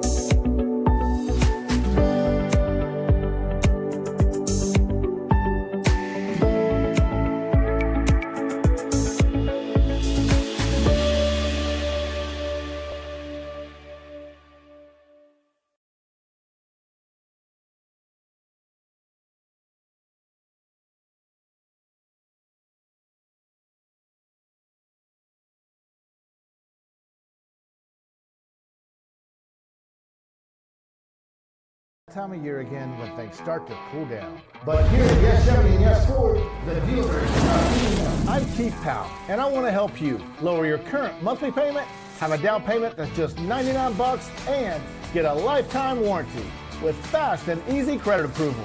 That's right, don't freeze up over huge down payments. You can ride away for just $99 today. Get pre-approved at KeithSaysYes.com. Only at Yes Chevy in Hurricane and Yes Ford in Huntington. For over 4 decades, the health plan is called West Virginia Home. It all started with a vision to serve our community with pride and integrity. We've grown alongside West Virginia, becoming part of its fabric. We've been here through thick and thin, supporting local families and businesses. Because at the health plan, we don't just work here, we live here. Proudly serving West Virginia since 1979. Your trusted partner in the community. The health plan. Here for you.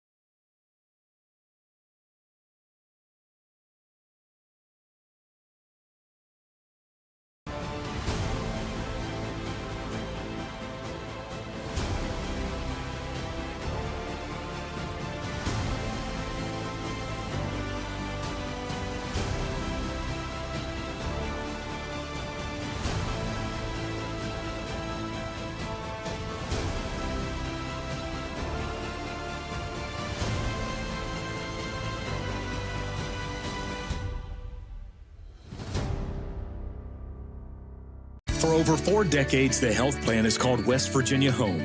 It all started with a vision to serve our community with pride and integrity. We've grown alongside West Virginia, becoming part of its fabric. We've been here through thick and thin, supporting local families and businesses. Because at the health plan, we don't just work here, we live here. Proudly serving West Virginia since 1979. Your trusted partner in the community. The health plan. Here for you. Bravo.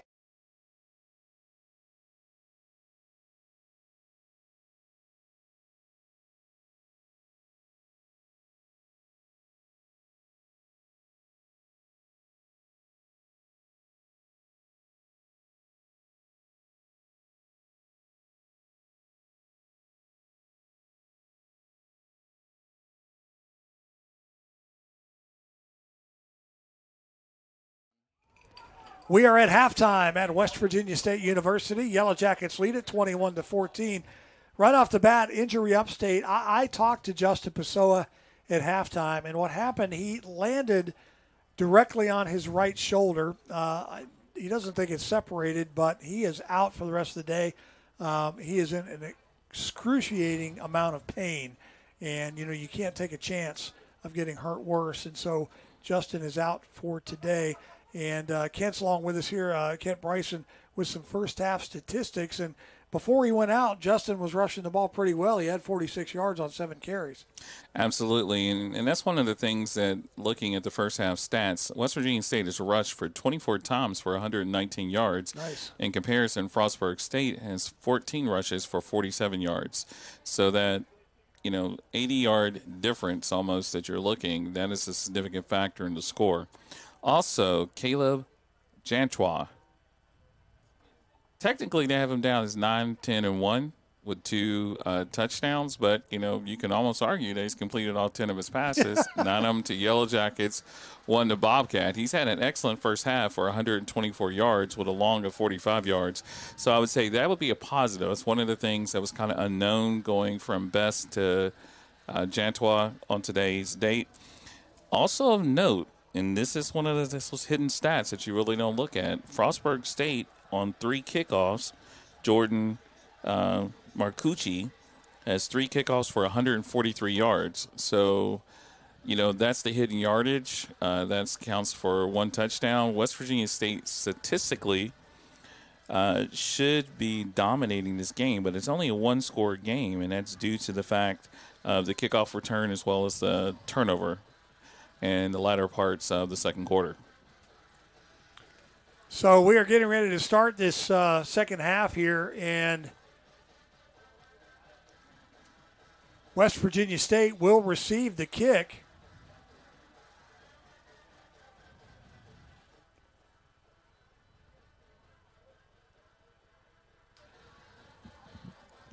And we are set to go here in this second half. Harrison Fritz will be doing the kicking.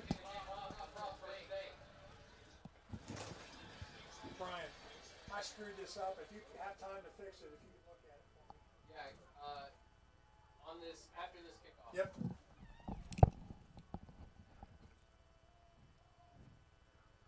Kind of a squib kick, and that is a live football. And it's going to be taken by Devin Washington. It's kind of an odd play. Yeah. And again, Fritz doing the kicking duties.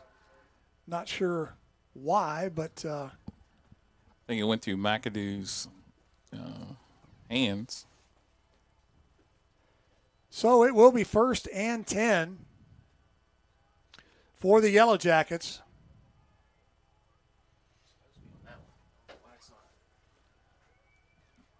Caleb Jantois, the quarterback. Joe Jones and Joel Felder in the backfield. And Felder, the ball carrier, over the 25 out to the 28-yard line.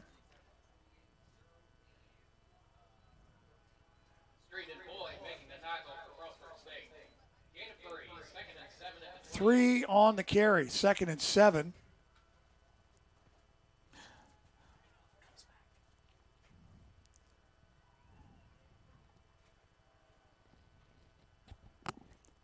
Jantois now going to change the play at the line. And the Bobcats have changed some of their defensive personnel as well. There's some new players out playing safety. I think they changed both safeties and the middle linebacker. Still in that man coverage. West Virginia State. Oh, Jantois is hit from behind and fumbles the football. The ball goes straight up into the air, and Joe Jones right there to fall on it. And the left side of our line collapsed, and Jantois took a crushing hit. Yeah, number 8 again, Yarzir Holmes comes around that end. Looks like Felder missed that block. Well, first it started with Dalton Hall, number 65. He missed the block right out of the gate, and then Felder just didn't pick him up. But Hall totally whiffed on his block, and Jantois paid the price. 3rd and 7. 5 seconds on the play clock, and State needs to snap it. Yeah, hold on. John Pennington said timeout. And that's an early burn of a timeout in the first minute of the second half. Yeah. That's not something that you want to do. So a quick timeout here for West Virginia State. There was all kinds of confusion on the offensive side of the ball. They got inside of 5 seconds on that play clock, and they weren't any closer to snapping the ball than they were with 35 seconds on the clock. And I think when they come back, this is where they're at right now. The Bobcats have been getting a lot of pressure from that right side. Their right side, the West Virginia State left side. I think West Virginia State's going to roll away from that, go to the right, and look for a possible screen pass or maybe some kind of throwback there. I don't see them going anything deep. Just enough to get the first down, reset the chains, and then kind of, start the defensive series over. All right, so here we go out of the timeout. 3rd and 7 for the Yellow Jackets. Shotgun, Jantois. Fakes the handoff to Pessoa. In trouble. Rolling right, and he's just going to be thrown out of bounds. It's another play by number 8. Yeah, nice defensive play there. Yarzir Holmes. And on that particular play, Holmes lined up as almost in a nose guard position. He looped around and came from the backside. I didn't like the timing of that play. I thought that there should have been something kind of, called that was quick. But they're going to have to account for that because the Bobcats are putting up a lot of pressure. Second sack of the day on Jantois. And you hate to see that, Kent, because we had the ball coming out of the locker room. We could have put some distance. Tough snap there and a terrible punt by Schmidt. We're going to take a lucky roll here, but it's going to roll dead at the 45-yard line. But I would have liked to have seen us be able to put some points on the board and get some separation there. We still have the lead, but, man, what a terrible way to start the second half, just 3 and out. And I was going to say, we talked about Holmes a lot on that first offensive series. He is adding to his tackle total. He was the leading tackler in the game on both sides. He had 7 tackles in the first half. You can add one more tackle, forced fumble. Yeah. And a pressure. So he's filling up his stat sheet today. So excellent field position for the Frostburg State Bobcats. Eric Wagner, the head coach in his 3rd season. His overall record, 15-6 coming into this year. They average 35 points a game, and so far the Yellow Jackets have kept them under average. They average 167 yards rushing the football and 220 yards passing the football per game. And they're well under, both averages at this particular point in time, particularly rushing. And one thing to take note of here, Kent, is in the 3rd quarter this season, Frostburg State has dominated their opponents. They've outscored them 61-29 in the 3rd quarter. And on the flip side, West Virginia State has let their opponents outscore them. They've only got 55 points in the 3rd quarter compared to 75 points for their opponents. So doesn't set up to be a good start to the second half for the Yellow Jackets. We'll see what they dial up here on defense.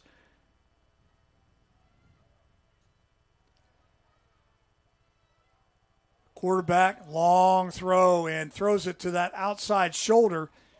It was intended for Jordan Marcucci, and he just turned the wrong way.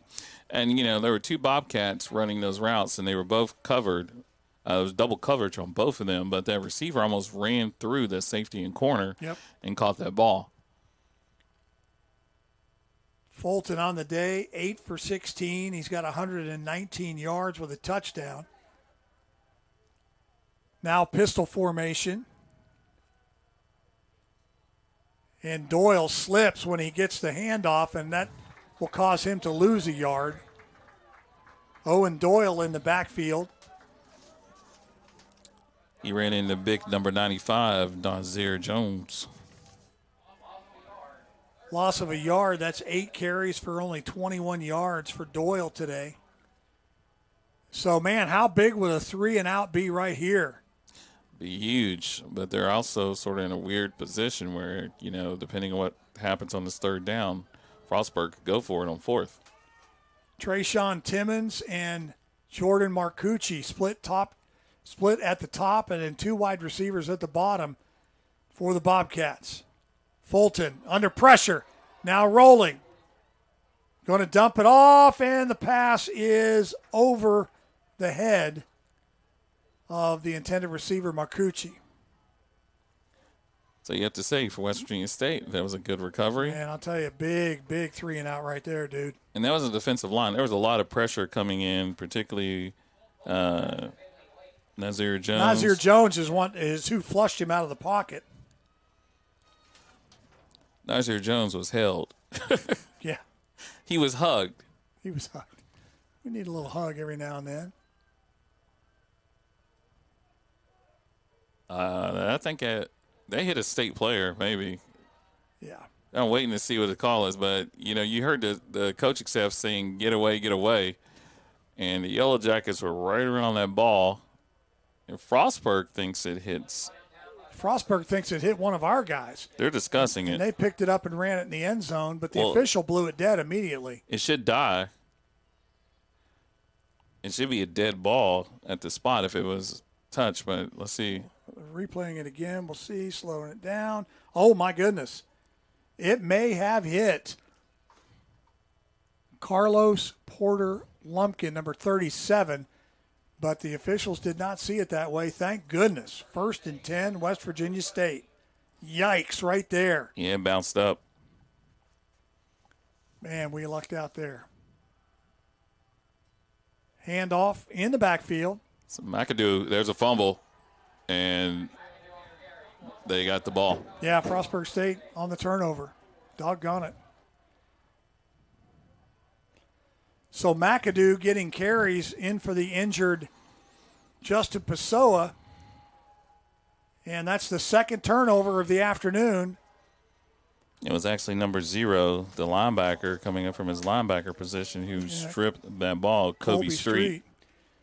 And, you know, we talked about Frostburg State has gotten 28 points off of turnovers this year.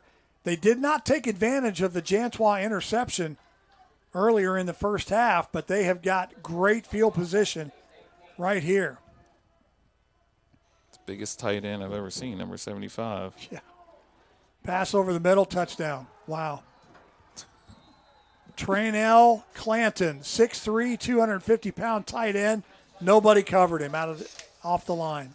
And I can tell you why nobody covered him. When you see the replay, there's a little action coming from number 75 for Frostburg. Everybody was watching him.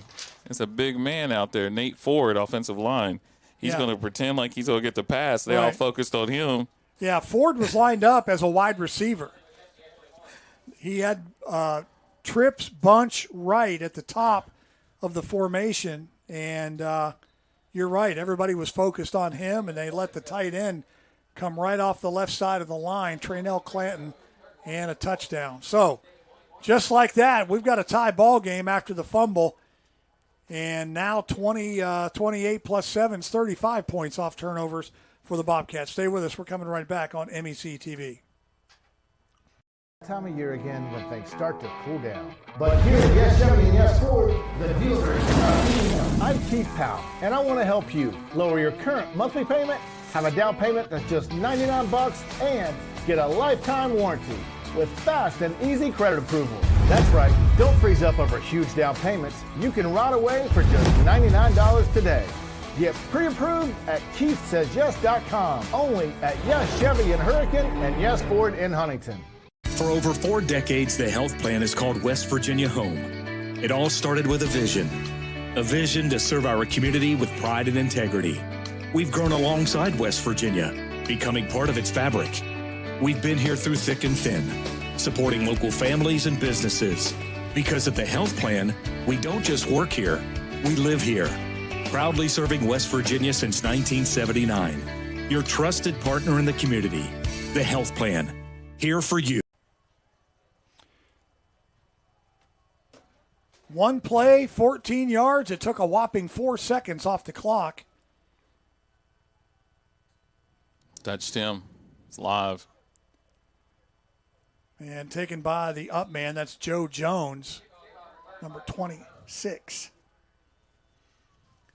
So West Virginia State had the ball coming out of the locker room. They turn it over. Well, first of all, they turned it over, and one play, 14-yard touchdown pass. And I think, coming out of this again, there's a lot of things that are different when you start the second half, particularly with the injuries that West Virginia State sustained in the first half. But they got to regain their focus. Yeah. And they have to, losing Justin Pessoa, we'll see how that affects them. Joel Felder across the 35 to the 37-yard line. Looks like they're giving him a gain of 4. Yep. So from a personnel standpoint, Aries been our top receiver. I think he's going to need some targets. But it looks like they're going to start doubling him now. Yeah, Aries got 6 catches for 87 yards and 2 touchdowns. But right now, still man coverage on him. Felder, first down. Still on his feet. Hang on to the ball. And he does across midfield down to the 48-yard line. Joel Felder. 15 yards on that carry. He took a lot of hits.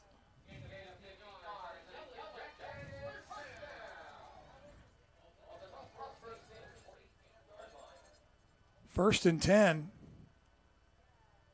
for the Yellow Jackets. We really didn't have any trouble moving the football, in that first half. There's a free play. Free play right Going here. Deep. Throw it. Oh. Jantoine's going to tuck it and run. Oh! Tell me that's not a targeting call. No flag. As Jantoine was speared by the defensive end, Yasir Holmes, number 8. And I think, Jantoine's a pretty tough kid. He's pretty stout. So when he went in with full force, and you see Jones take him right there. Oh, he hit him with the shoulder. He hit him with the shoulder, but he hit him hard on the back of the head. Wow. So it wasn't offside. So now 1st and 5. Jantoine hands it to Joel. Felder cuts up inside down to the 36-yard line. First down. Felder doing a nice job filling in for the injured Justin Pessoa. Felder already with a touchdown today. 13 carries for 78 yards for the senior, number 7 from Fort Lauderdale, Florida. Remember the first day I met him, he said, "My name is not Joel, it's Joel." I said, "Yes, sir, I will not forget." Jantoine wants to throw. One-on-one, airy left side, and the pass is broken up by number 27, Mike Gray III. Tell you what, Airy will fight for the ball. I think as a quarterback, you feel comfortable when you throw to that receiver. He's going to fight that DB and give you a chance. Airy attempted to actually tried to come elevate. back to it. He tried to elevate over him. Tried to come back to it, but that ball just a little bit short and allowed Gray to break it up. 2nd and 10.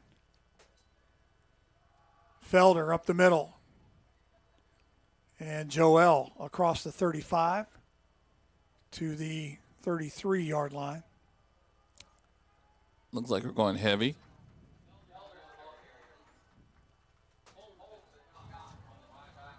Nate Baker, the tight end, checks into the ball game. Joe Jones, the other tight end. So a 2 tight end formation on 3rd and 7. Washington in motion. Felder left side. Everybody in the world was thinking pass right there, and West Virginia State tried to catch him off guard, and they're going to be 2 yards short of the first down. And they'll bring Brennan Schmidt in to try to kick a field goal. And that should be about 46 yards.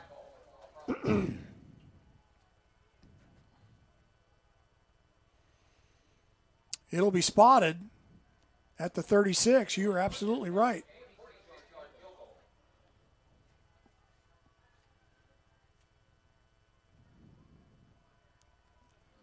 Lots of leg. Is it straight enough? It is. Good. And Brennan Schmidt from 46 yards puts it through with 8:24 left in the third. The Yellow Jackets go back on top 24-21. Stay with us. We're coming right back on MEC TV.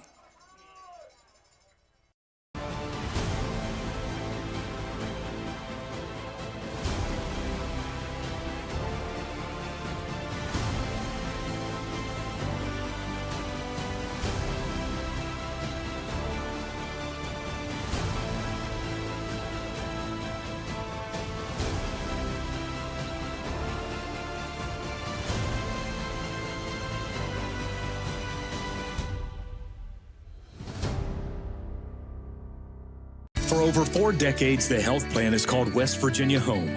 It all started with a vision to serve our community with pride and integrity. We've grown alongside West Virginia, becoming part of its fabric. We've been here through thick and thin, supporting local families and businesses. Because at the health plan, we don't just work here, we live here.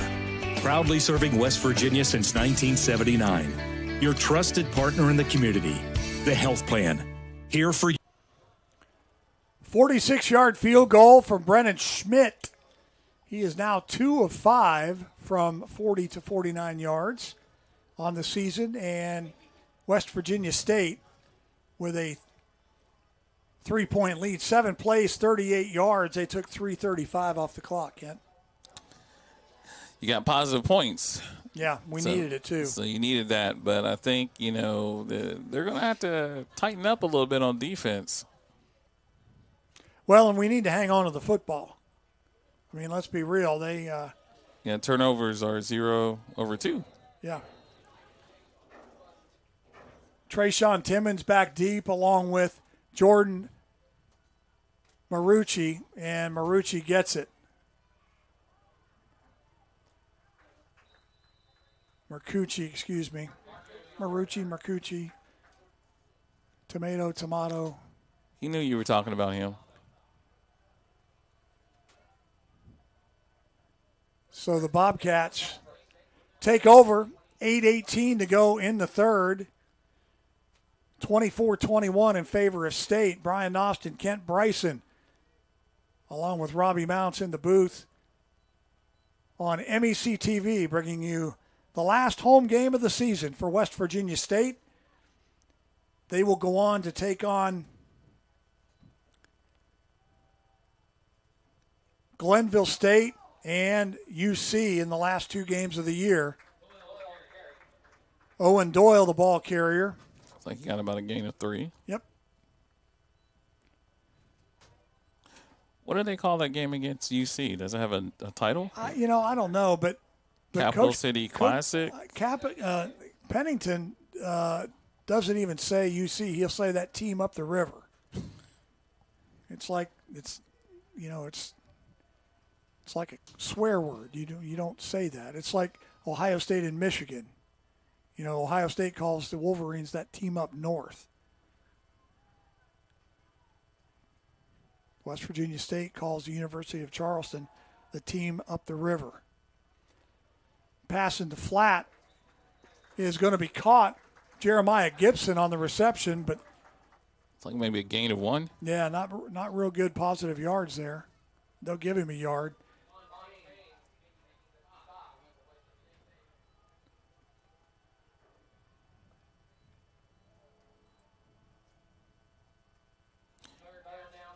So in the first half, Frostburg was 4 of 7 on third downs. They didn't have to convert 1 on their last series, so they're still, I believe, 4 of 7 as they go into this one. 4 wide receivers and a man in motion. The tight end is Max Heineman. Long pass is overthrown, and a pass interference call against West Virginia State. I just didn't see it. I think he made contact with him after the ball went over his head. We're going to see on the replay. Nicholas Fannin was step for step. He was flashing open right here. Ball. Oh, no. Man. Oh, man. Come on. Come on.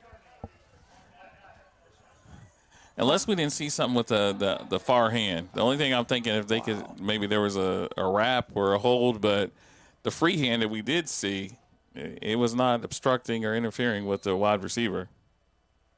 Unless he was face guarding, which I didn't see that either. I didn't see that either. Boy, that's a big penalty right there. We could have had him 3 and out. And just a little pitch to Marcucci. He got 10. He advanced further, but they said he stepped down after a gain of 10. Boy, that PI hurts. It does. I think it changes momentum, particularly where, you play strong defense.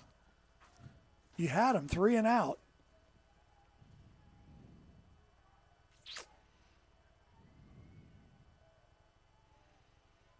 It's only the second penalty on State today.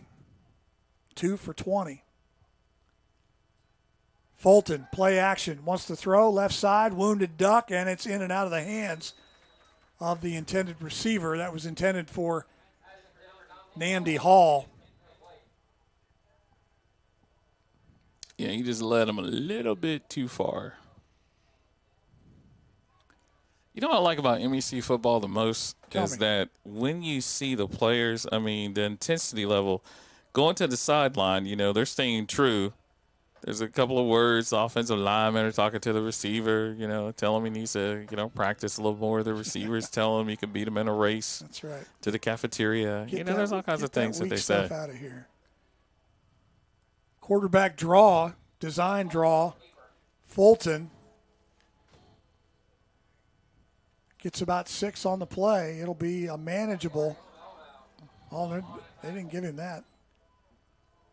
About 5. Yeah, they gave him 5.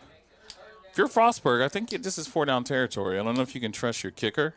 They've been about 50% for the season. So 3rd and 7, they're calling it. But if you get anywhere within 5 to 6 yards on this play, I think they're going to go for it. Fulton out of the gun. He wants to throw. He steps up. He's in trouble.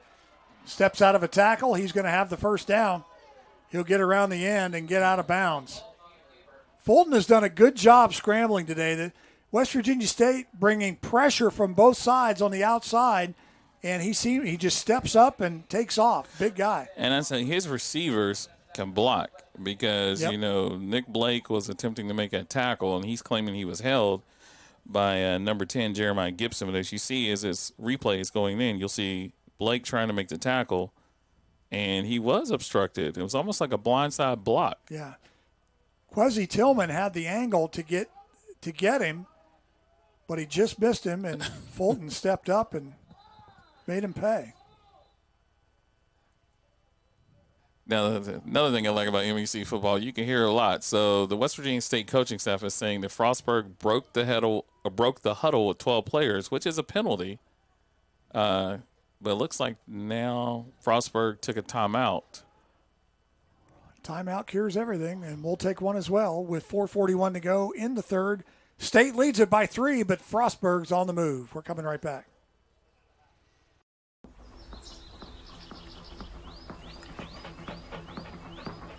No weekend plans? Try some of ours.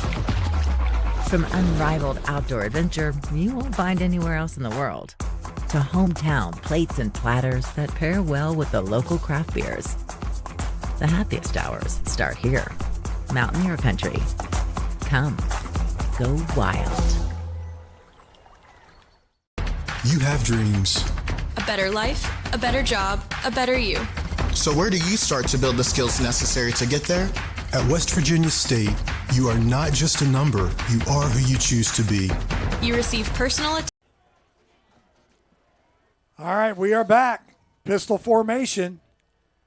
We figured out that Frostburg only had 10 guys on the field. That's why they called timeout. Draw play, and they're going to be short of the first down. The handoff was to KJ Smothers. Looks like they gave him 7. Yeah, they're going to be short a couple. Being very generous with spots today. Must be the holiday season upon us. Well, we just had Halloween. Did you dress up for Halloween? As a worker. Okay. As I went to work. Good. Alex, did you dress up for Halloween? No, Alex. As a student. Our she was a scoreboard student. operator went as a student, a senior student. Snap is over Fulton's head, and he jumps on it just in the nick of time because Juwan Bunch was ready to scoop and score. I think Vargas was on there as well. First miscue of the day. Now, I think West Virginia State is shuffling in personnel, so now they got to recount to make sure they got 11. Yeah, you're right. That was Vargas. I said it was Bunch. My bad. Vargas, 44. Vargas would be happy that you said it was I Bunch. know, I mean, know. you slimmed him down from his linebacker to a receiver. I know, right?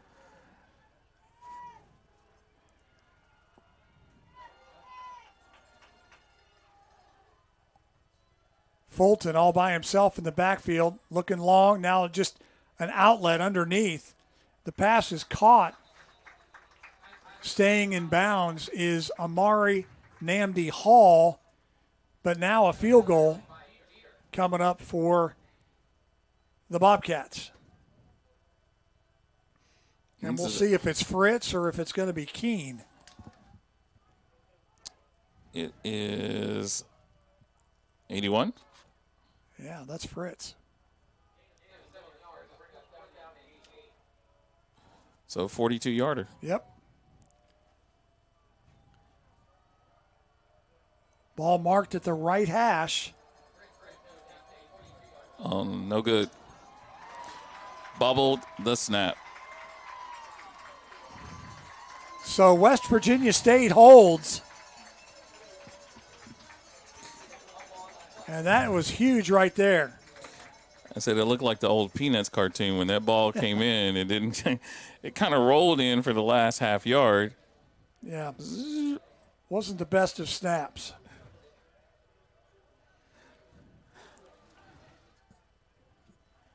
And Dominguez doing the smart thing and just falling on it. I think Fritz did the smart thing and didn't try to kick it. Yeah, true. I think if he would have elevated it, it would have definitely went to a yellow jacket. So 1st and 10, State. Line of scrimmage is the 32. Good field position to start. Joel Felder, the ball carrier. Across the 35 to the 36-yard line, gain of 4. Joel lost his helmet, so he'll have to come out for one play.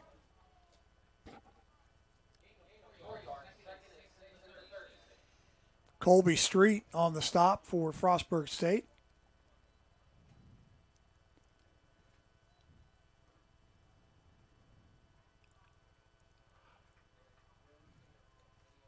Felder with 90 yards so far on the day with 1 touchdown. Jantois just throws it into the ground. I think it was who he was throwing it to. Well, I think it was a miscommunication. It looked like he was trying to set up maybe just a short pass to number 3. And he kind of ran a different route. Only Jantois' 4th incompletion of the day. He's 9 of 13 for 124 yards. 2 touchdowns. He does have a pick. 3rd and 6.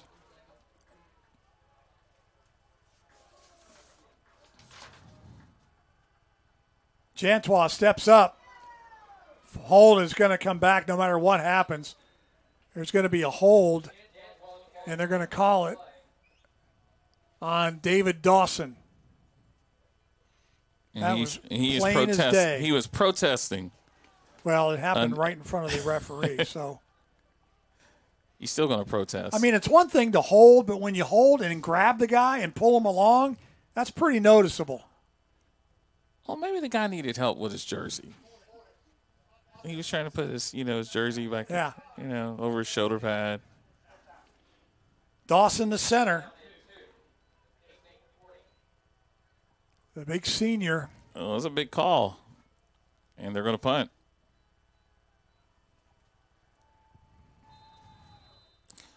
Tells you Coach Pennington puts a lot of faith in that defense. And they played pretty well today. Yeah. So Frostburg did not decline the penalty. That's interesting, to make him punt.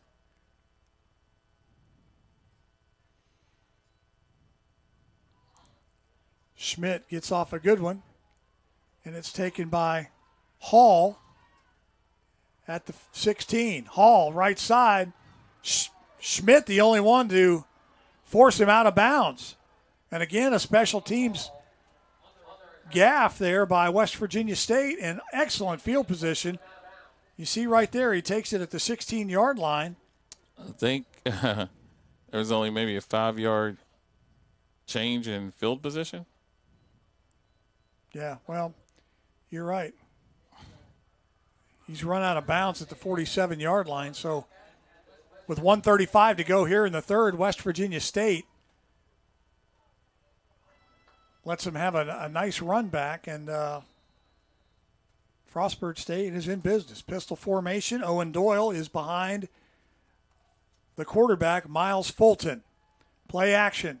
He wants to go deep down the right side. He's got a man, and holy cow, that pass is caught. How did he stay in bounds? I'll tell you what, the replay on that is going to have to be fantastic because it looked like that wide receiver just ran that route out of bounds. Trayshawn Timmons, you see there at the top of your screen, one-handed, stayed in bounds, first down, Frostburg. Wow.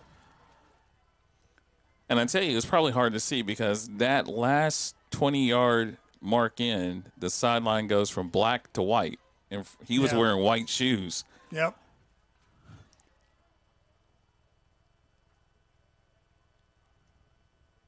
And somebody's called a timeout here.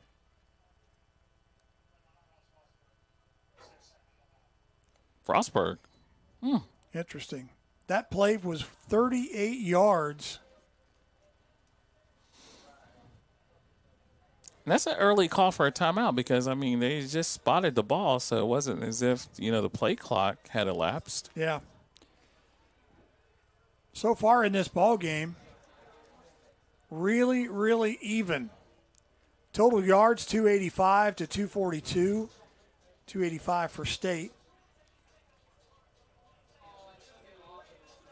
Passing department, Frostburg with 190, West Virginia State 124.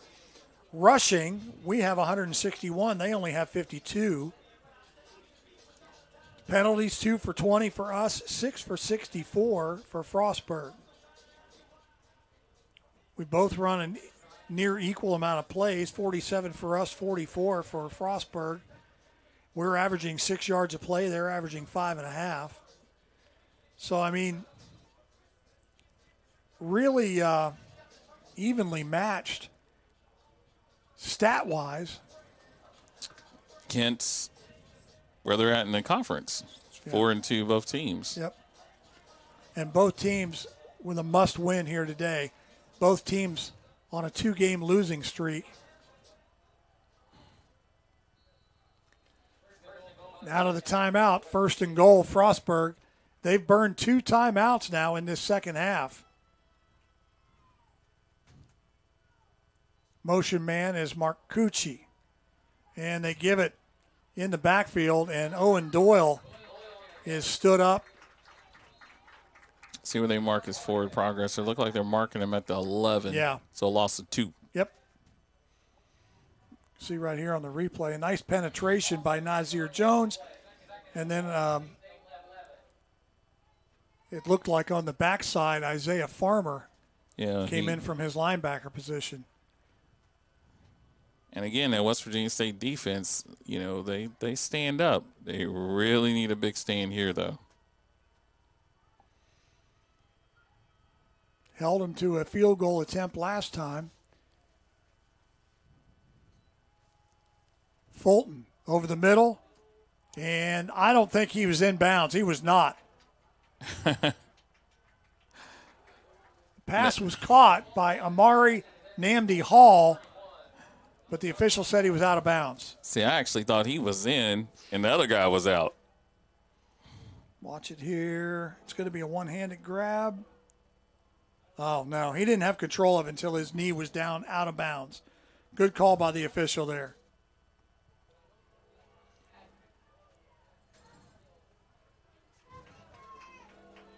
So, 3rd and 11.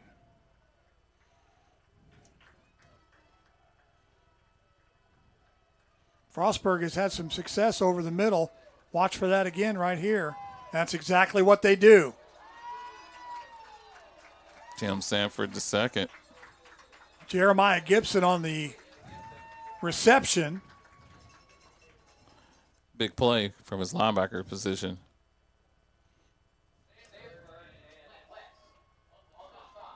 So that's the end of the third quarter. Our score, State leads it 24-21 over Frostburg. Come back and see us. We'll be calling that last 15 for you right after this message on MEC TV.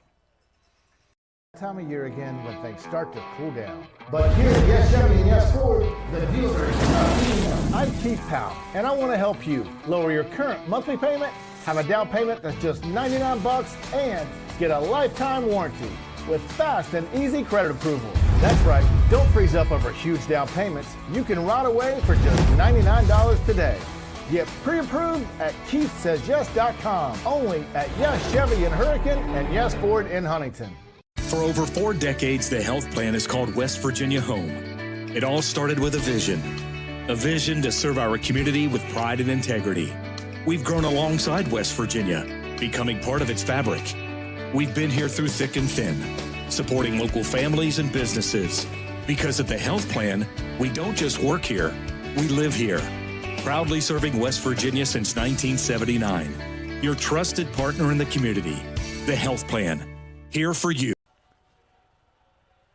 So Ken and I were talking during the break. He said, I'm a gambling man. What am I doing here? And I said, take the points. And that's exactly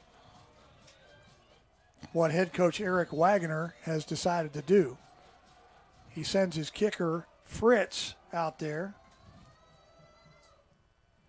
to kick the field goal, and it's up and good. Harrison Fritz ties this game up. Yeah, I mean, listen, 4th and 6, 6 yards to go, you got to score a touchdown. But on the flip side of that, if you don't make it, State's got terrible field position, and they have not really moved the ball well here in the third quarter. So 6 of one, half a dozen the other, boss. We played 3 quarters, went back where we started. Tie game.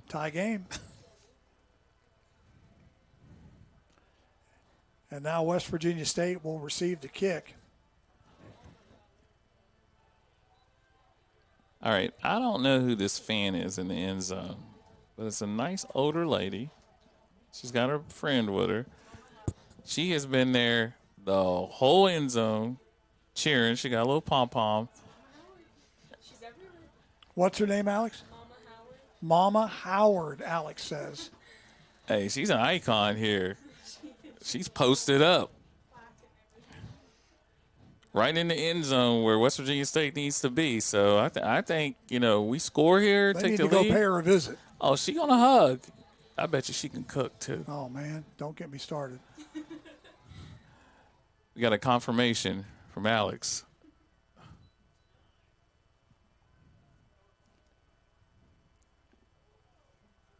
With the return for West Virginia State is Devin Washington. He gets out to the 19-yard line. It'll be 1st and 10, Yellow Jackets. Yeah, tackled by number 22, Mitchell West. There's Mama Howard. Yeah, that's Mama Howard. I think they need to put a pavilion or something out there. Give that lady some shade. She's using her pom-pom to shield the sun. That's what I'm saying. We need can we get an umbrella? Black and gold? Help a sister out.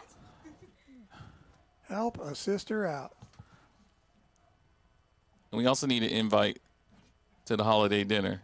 Yeah. Felder on the jet sweep.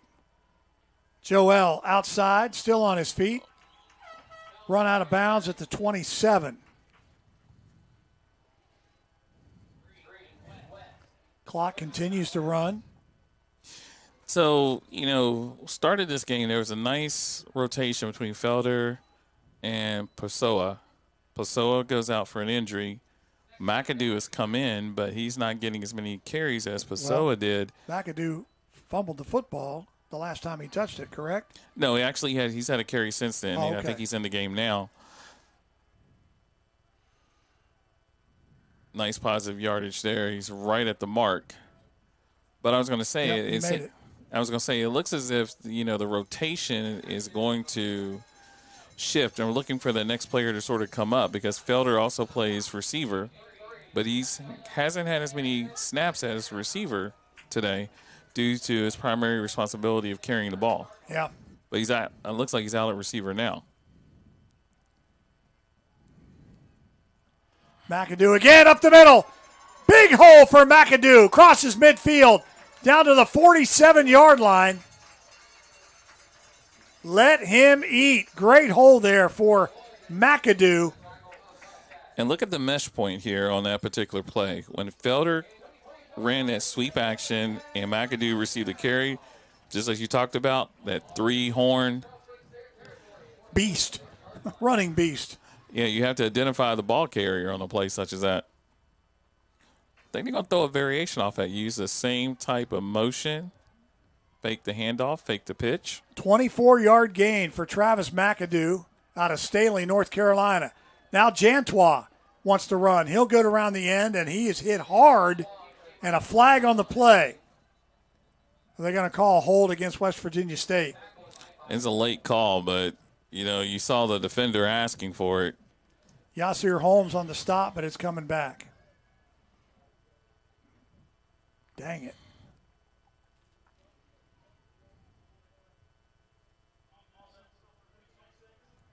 Joe Jones, they called the holding on the tight end. He's protesting too. But as you saw when so is John Pennington. He is ticked. Yeah, when Jantois was coming through here, that defender was kind of turning a little bit as he's attempting to make the tackle, so it looked far worse than what it actually was. So that'll move him back 10 yards. Third penalty of the afternoon for the Yellow Jackets for 30 yards. Jantois in the shotgun. They give it to Joel left side, and you'll get about 4 yards on that carry. It'll be second down and 15. And that was a good play by the safety, Hyrick.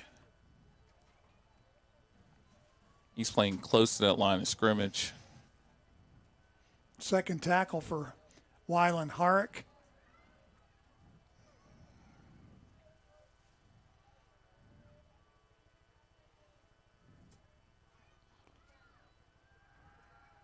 Jantois rolling right, wants to throw, intended for Airy, and nearly picked. That was dangerous. Bring up third down and a bunch.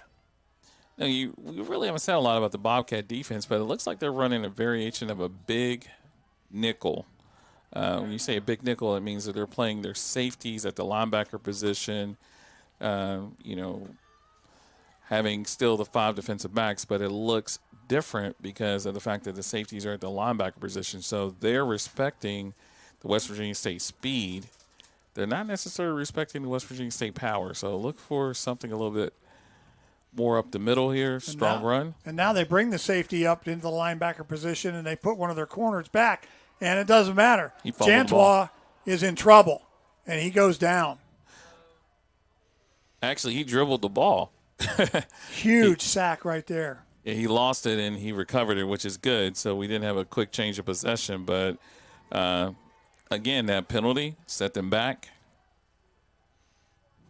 You see as he's escaping here, the ball just squirts out. Wow. Gets his own fumble.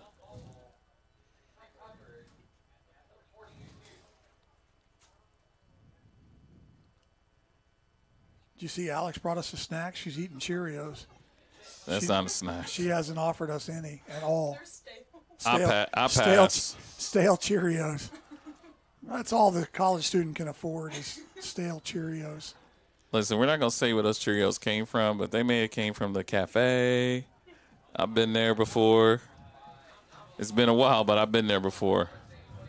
Fair catch by Nahamdi Hall at the 20-yard line, so it'll be 1st and 10 for Frostburg.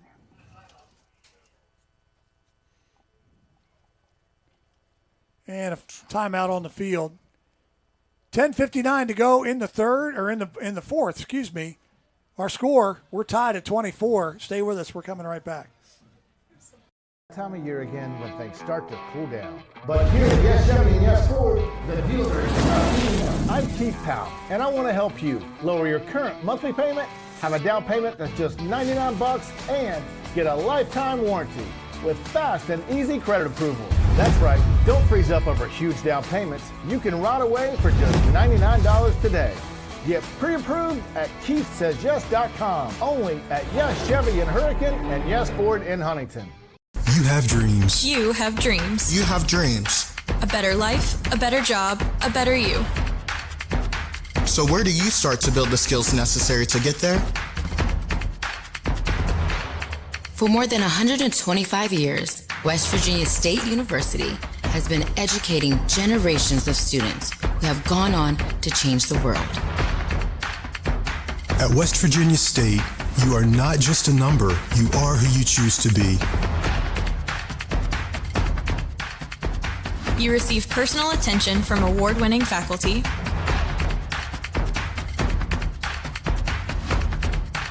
You study in national. First and 10 for the Bobcats out of the media timeout. New running back in the backfield for the Bobcats. That is Kasai Barnes. Keziah Barnes. Positive yards. He gets 6 on the play. You know, they have him listed as a wide receiver, but, you know, at this point, wide receiver, running back, Wildcat quarterback. It's all relative. Do it all. And we lost Mama Howard. She got tired of sitting in the sun, man. I'm telling you.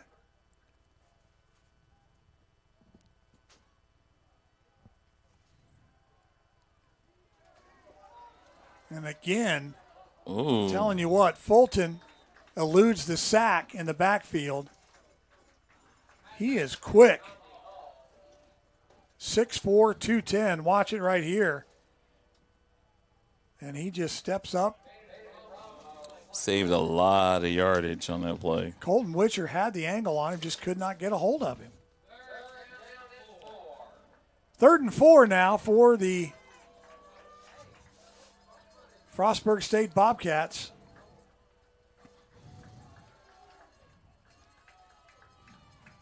Tight end Heineman in motion. Over the middle, and it's tipped at the line of scrimmage. I was just getting ready to say, watch the slant because the middle's been open all day.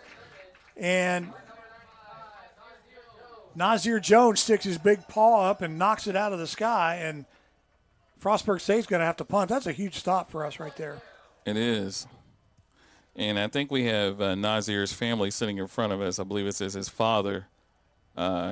He's pretty big, too. I think when they go to the backyard and they were practicing as kids, Nazir had to climb up a hill because his dad's a rather large man. That's fake. And West Virginia State is all over it. Cam Vargas. Now, we're going to watch this punter go to the sideline to see if this was actually called because that's, you talk about gambling.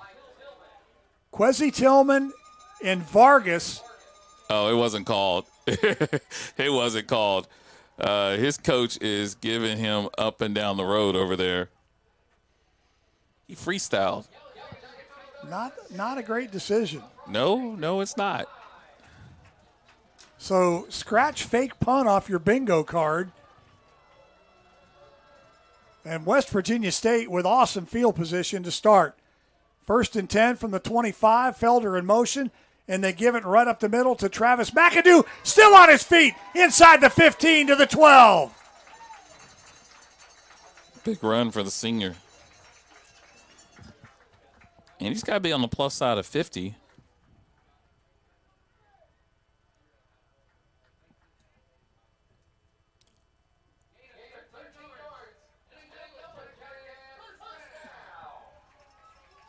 And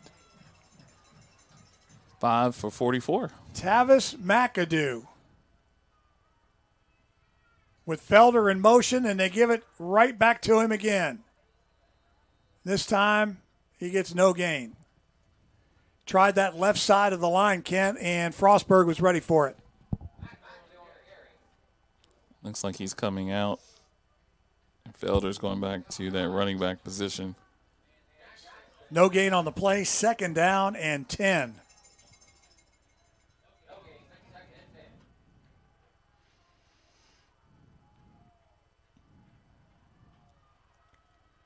$15 seconds on the play clock. Felder, the sidecar.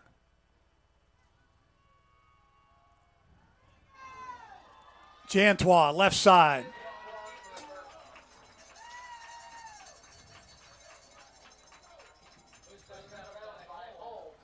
I like that play call. They brought Ray in motion across the left to right to try to draw that linebacker, and that enabled, enabled Jantois to have that little bit of an angle.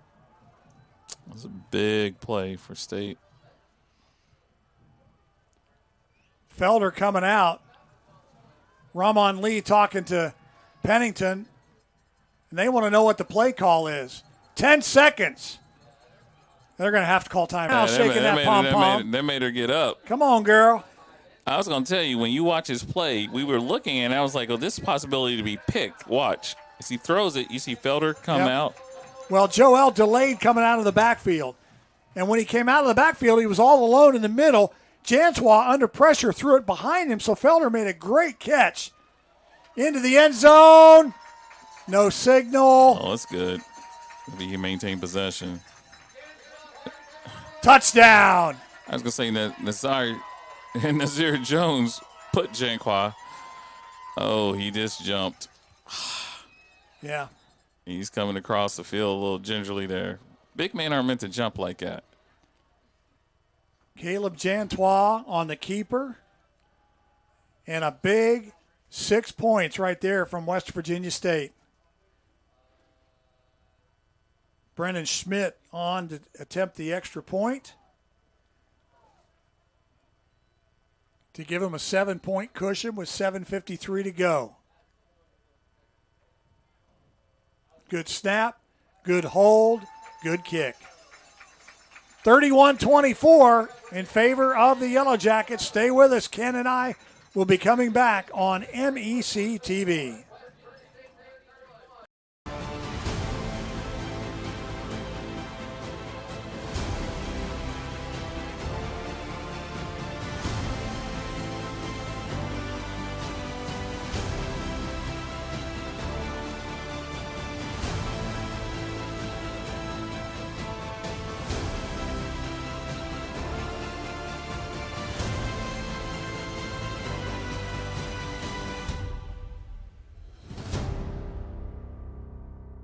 For over 4 decades, the health plan is called West Virginia Home. It all started with a vision to serve our community with pride and integrity. We've grown alongside West Virginia, becoming part of its fabric. We've been here through thick and thin, supporting local families and businesses. Because at the health plan, we don't just work here, we live here. Proudly serving West Virginia since 1979. Your trusted partner in the community, the health plan. Here for you. He did. Back live from Lake and Ray Field at Dickerson Stadium, West Virginia State. 5 plays, 25 yards after the fake punt went awry. 2:11 off the play clock. And oh my goodness. Another great return from Marcucci. And I'm telling you what, they have shredded our special teams here today on kickoff and punt return. Marcucci he's got to be close to over 200 in kick return yards.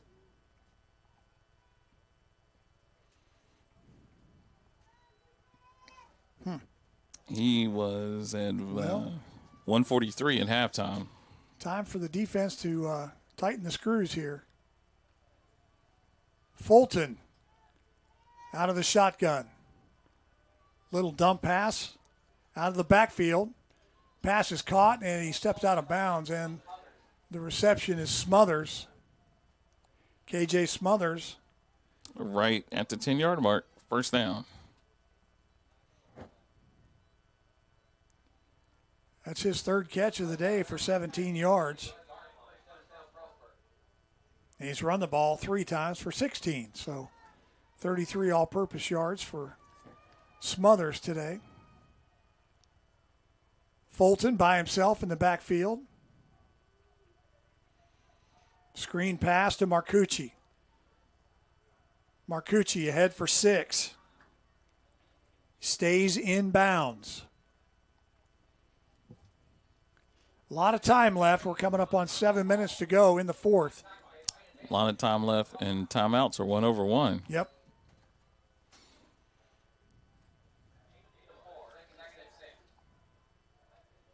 They'll give him 4 on that catch.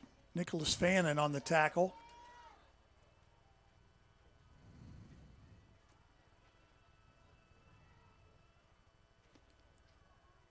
Miles Fulton fakes the handoff to Owen Doyle, and it's intercepted!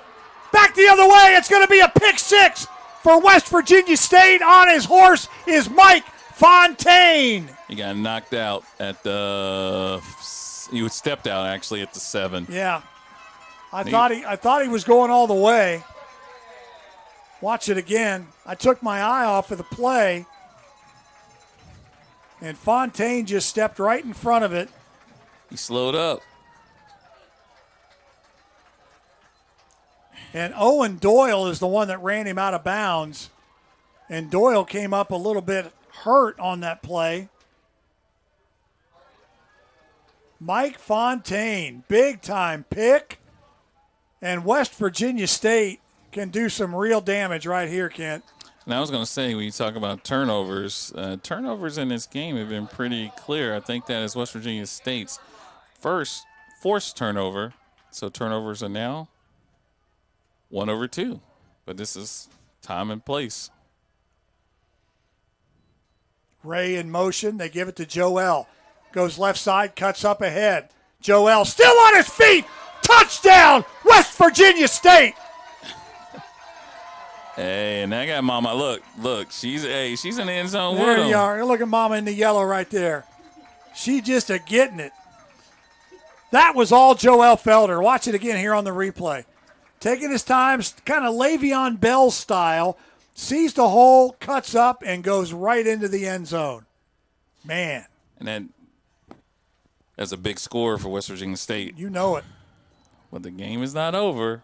But you feel a little better with the distance between you and your opponent right now. Joel, my name is not Joel Felder.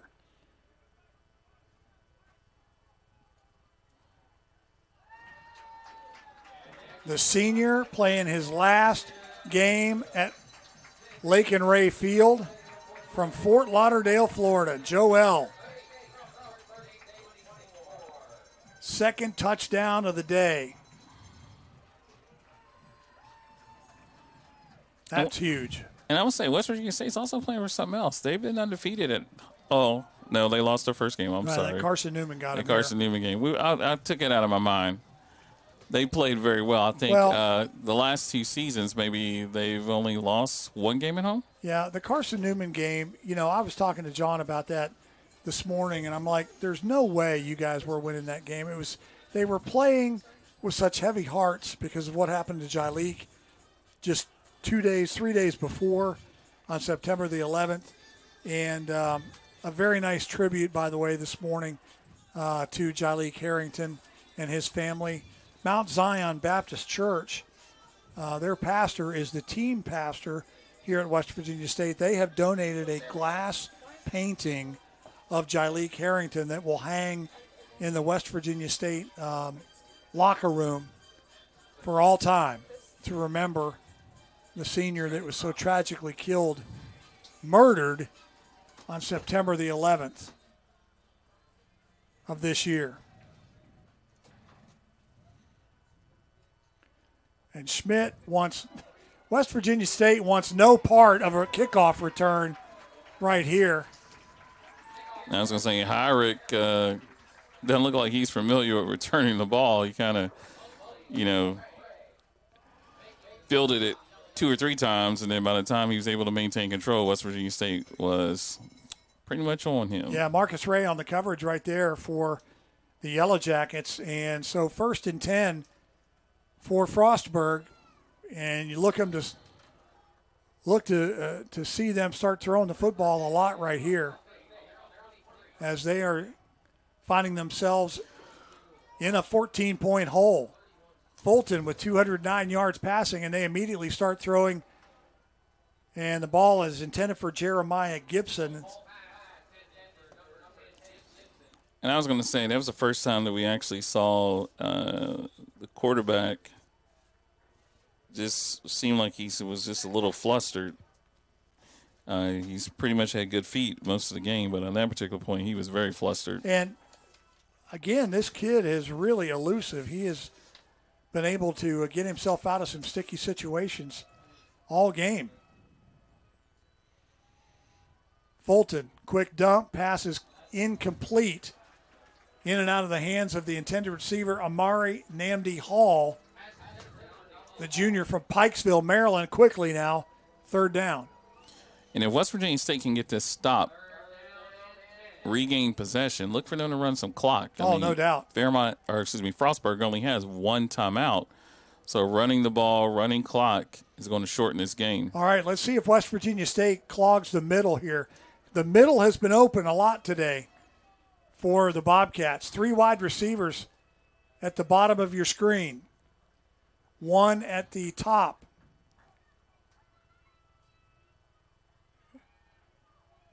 Fulton under pressure. Now he's got to run. Throws it down the middle. He's got a wide open receiver. Doggone it anyway. Yes, I'm a homer. There's nothing wrong with that. We can call you Homer Simpson, but I was going to tell you that pass floated. Yeah. And it floated between 4 West Virginia State defenders, and it looked like it was possibly going to be picked. But if you look at the touch here, that was all on that receiver. Marcucci found himself open in that zone, and that was just a huge play right there. Passes caught. KJ Smothers out of the backfield, and it's a flag on the play. I think this was coming back on a hold. Well, Ramon Lee thinks it is. The coach, offensive coordinator for State, he's pointing back the other way. It's a hold, so it will negate the positive. And we got an injured West Virginia State player, too, number 95, Nazir Jones. Nazir, yeah. His dad's right here in front of us. He doesn't seem too concerned about it. I think his dad's saying it's hot. So Nazir's played an incredible game, so, he may know something we don't know. Well, on the replay, he was holding his right leg, and that's what they're working on right now.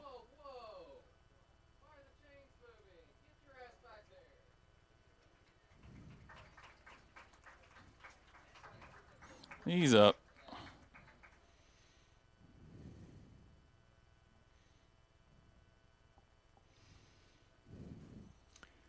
.5:27 to go in the fourth quarter.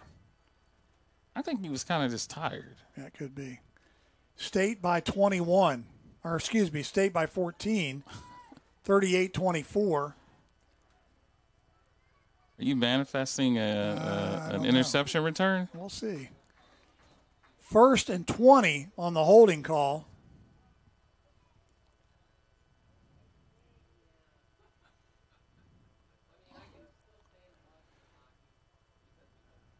And again, it's been all passing.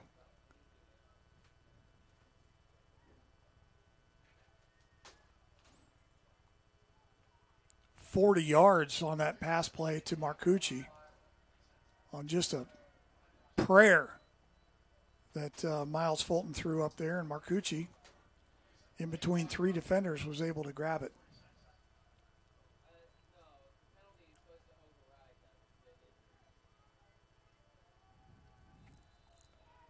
Now the official starts the clock after the injury timeout. 1st and 20 for the Bobcats. Fulton steps up, again eludes pressure, goes down, starts his slide at the 41-yard line. That's interesting, you see that, and he's not touched. He stops at the 39, but it's where you initiate the slide. Protection. Yeah, is where you mark the football. So he gets 5 on that one. 2nd and 15. Fulton steps up, again eludes pressure, again throws over the middle, pass intended for Hall. This is definitely 4-down territory if you're Frostburg. So, sure, yeah, no doubt. I mean, you're down 14, you have to. See if they try to split this distance on this 3rd down play. Yeah, no need to take the whole bite out of the apple here. You can split it up over a couple of different plays because, like you said, you're not going to punt and you're way too far out for a field goal attempt. Trips left to the top of your screen, single wide out to the bottom. Over the middle, it's open again. It's like 7-Eleven. It's been open all day long over the middle, and West Virginia State is not doing a good job of covering this, and that's the linebacker's job right there. But we've been so depleted as Simmons makes it a 4th and 1. Look right here. I see that. The linebackers drop, and Simmons just comes into the soft zone right there. And Timmons with the catch. It'll be 4th and 1. Now, do they run here?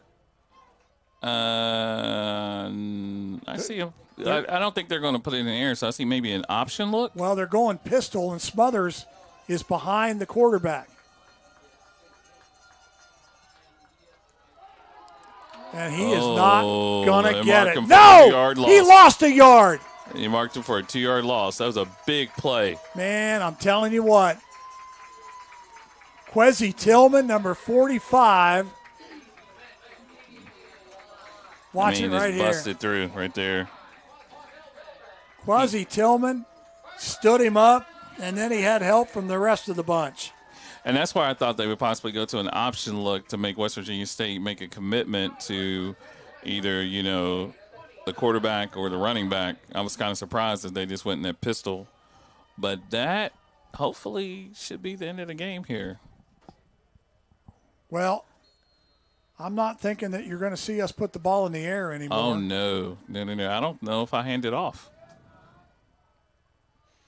Well, we got to hand it off. We got 3 minutes and 56 seconds. No, I think I would go quarterback keep. Now they hand it off to McAdoo. Tavis McAdoo to the 30, so he'll get about a yard. They're going to mark him just shy of the 31, maybe a yard and a half. The reason I was saying that I don't think that they would necessarily hand it off was to avoid the possible fumble in the exchange. I got you. So I was thinking that, Jantois would keep it. Run quarterback ISO. Well, they're just taking their time. 3:23 on a running clock. Now 10 seconds on the play clock. Jantois calls the play. And they give it to Felder on the end around. Joel out to the 35-yard line. Still on his feet. I want to tell you something. The second effort award goes to Joel Felder on that last touchdown that he had, and then that play right there to keep the forward momentum going. I saw the clock stop, but I don't know why. Well, I'm not so sure. And the fans are wanting to know why the clock stopped. It's now running again. And Nazir Jones is coming out onto the field.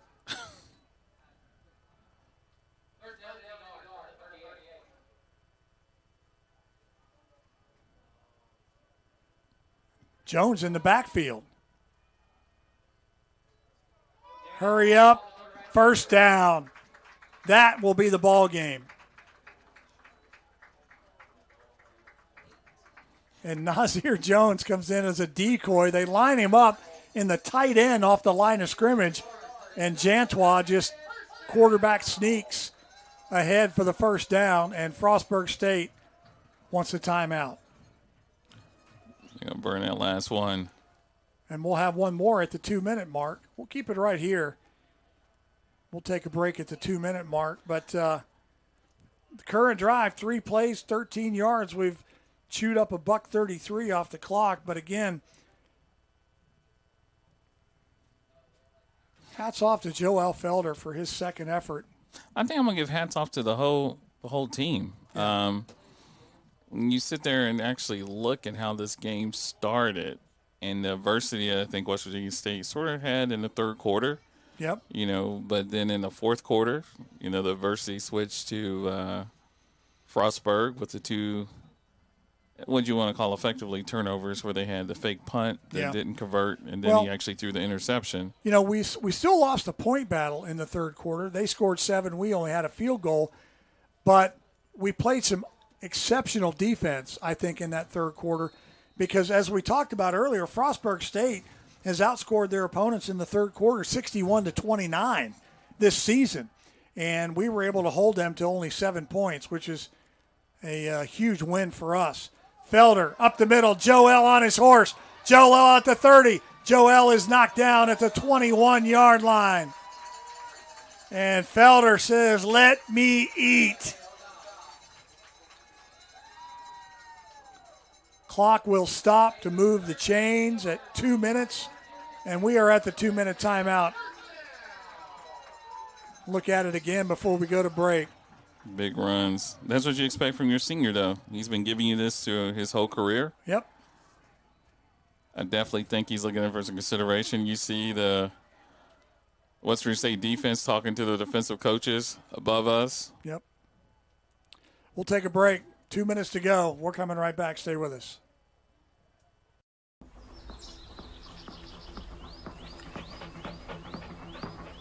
No weekend plans?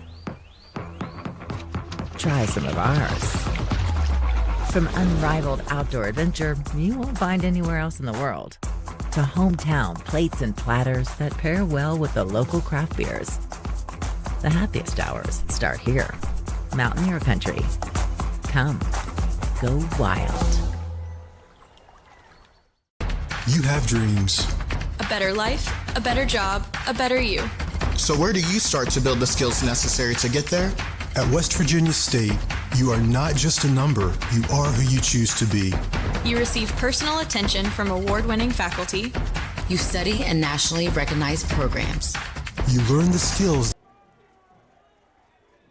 Welcome back to Lakin Ray Field at Dickerson Stadium. And West Virginia State in victory formation. And a well-earned victory for the Yellow Jackets today. Frostburg State cannot stop it. And the game's going to roll. So let's talk about next week. West Virginia State's headed to Glenville. Glenville's currently 4-4. They're actually playing Wheeling University right now, and they're up 21-7 in the second quarter, or third quarter rather. Common opponents. Glenville lost to Frostburg, but they beat Concord, and they beat West Liberty.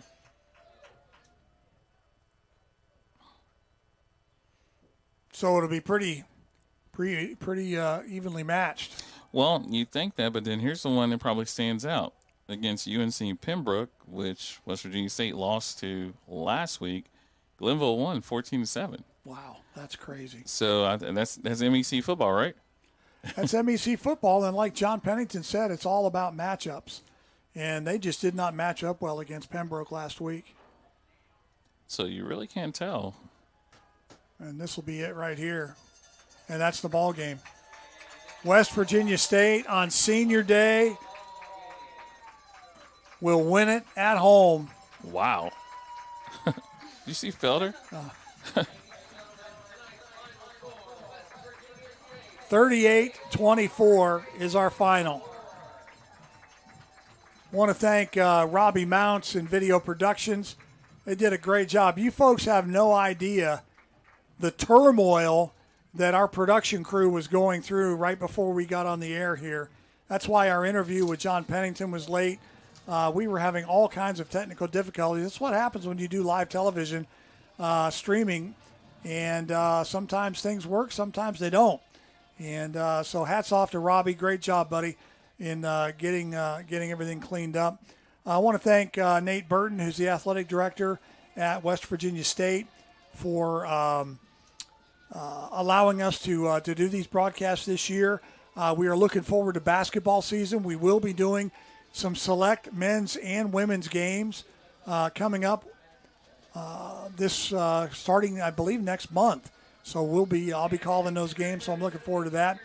And last but not least, my thanks to my partner, Kent Bryson. We only got to do 2, but I'm already looking forward to next year. Well, I'll tell you what, it'll be a great time. I've enjoyed working with you. You have the utmost professionalism. I'm a fan, so I will be watching your broadcast of West Virginia State basketball. And I would say, as I indicated, every opportunity, if you really want to see high-quality athletics, the Mountain East Conference is a fantastic conference. Yeah. Fantastic athletes, very family-friendly facilities. And I would say there's probably a school within a nice 2-hour drive or wherever you're located. Absolutely. And on the road next week, don't forget, we are at Glenville State, and then we will close it out with that team up the river on November the 16th. For our executive producer, Robbie Mounts, and my color guy, my buddy Kent Bryson, I'm Brian Nost. Once again, your final score. Oh, we also have to thank Brian Shepard. Brian Shepard, the recently promoted Sports Information Director at West Virginia State. Shep does a great job in getting us all of our game notes and two deeps and everything that we need to make these broadcasts go. The guy works harder than he should, and so thanks to Brian Shepard for helping us out. Again, for Kent Bryson, I'm Brian Nost. For all of us at Video Productions and MEC TV, our final score, State wins it 38-24 over Frostburg. We'll see you in basketball season in about a month. Take care, everybody. Have a great day.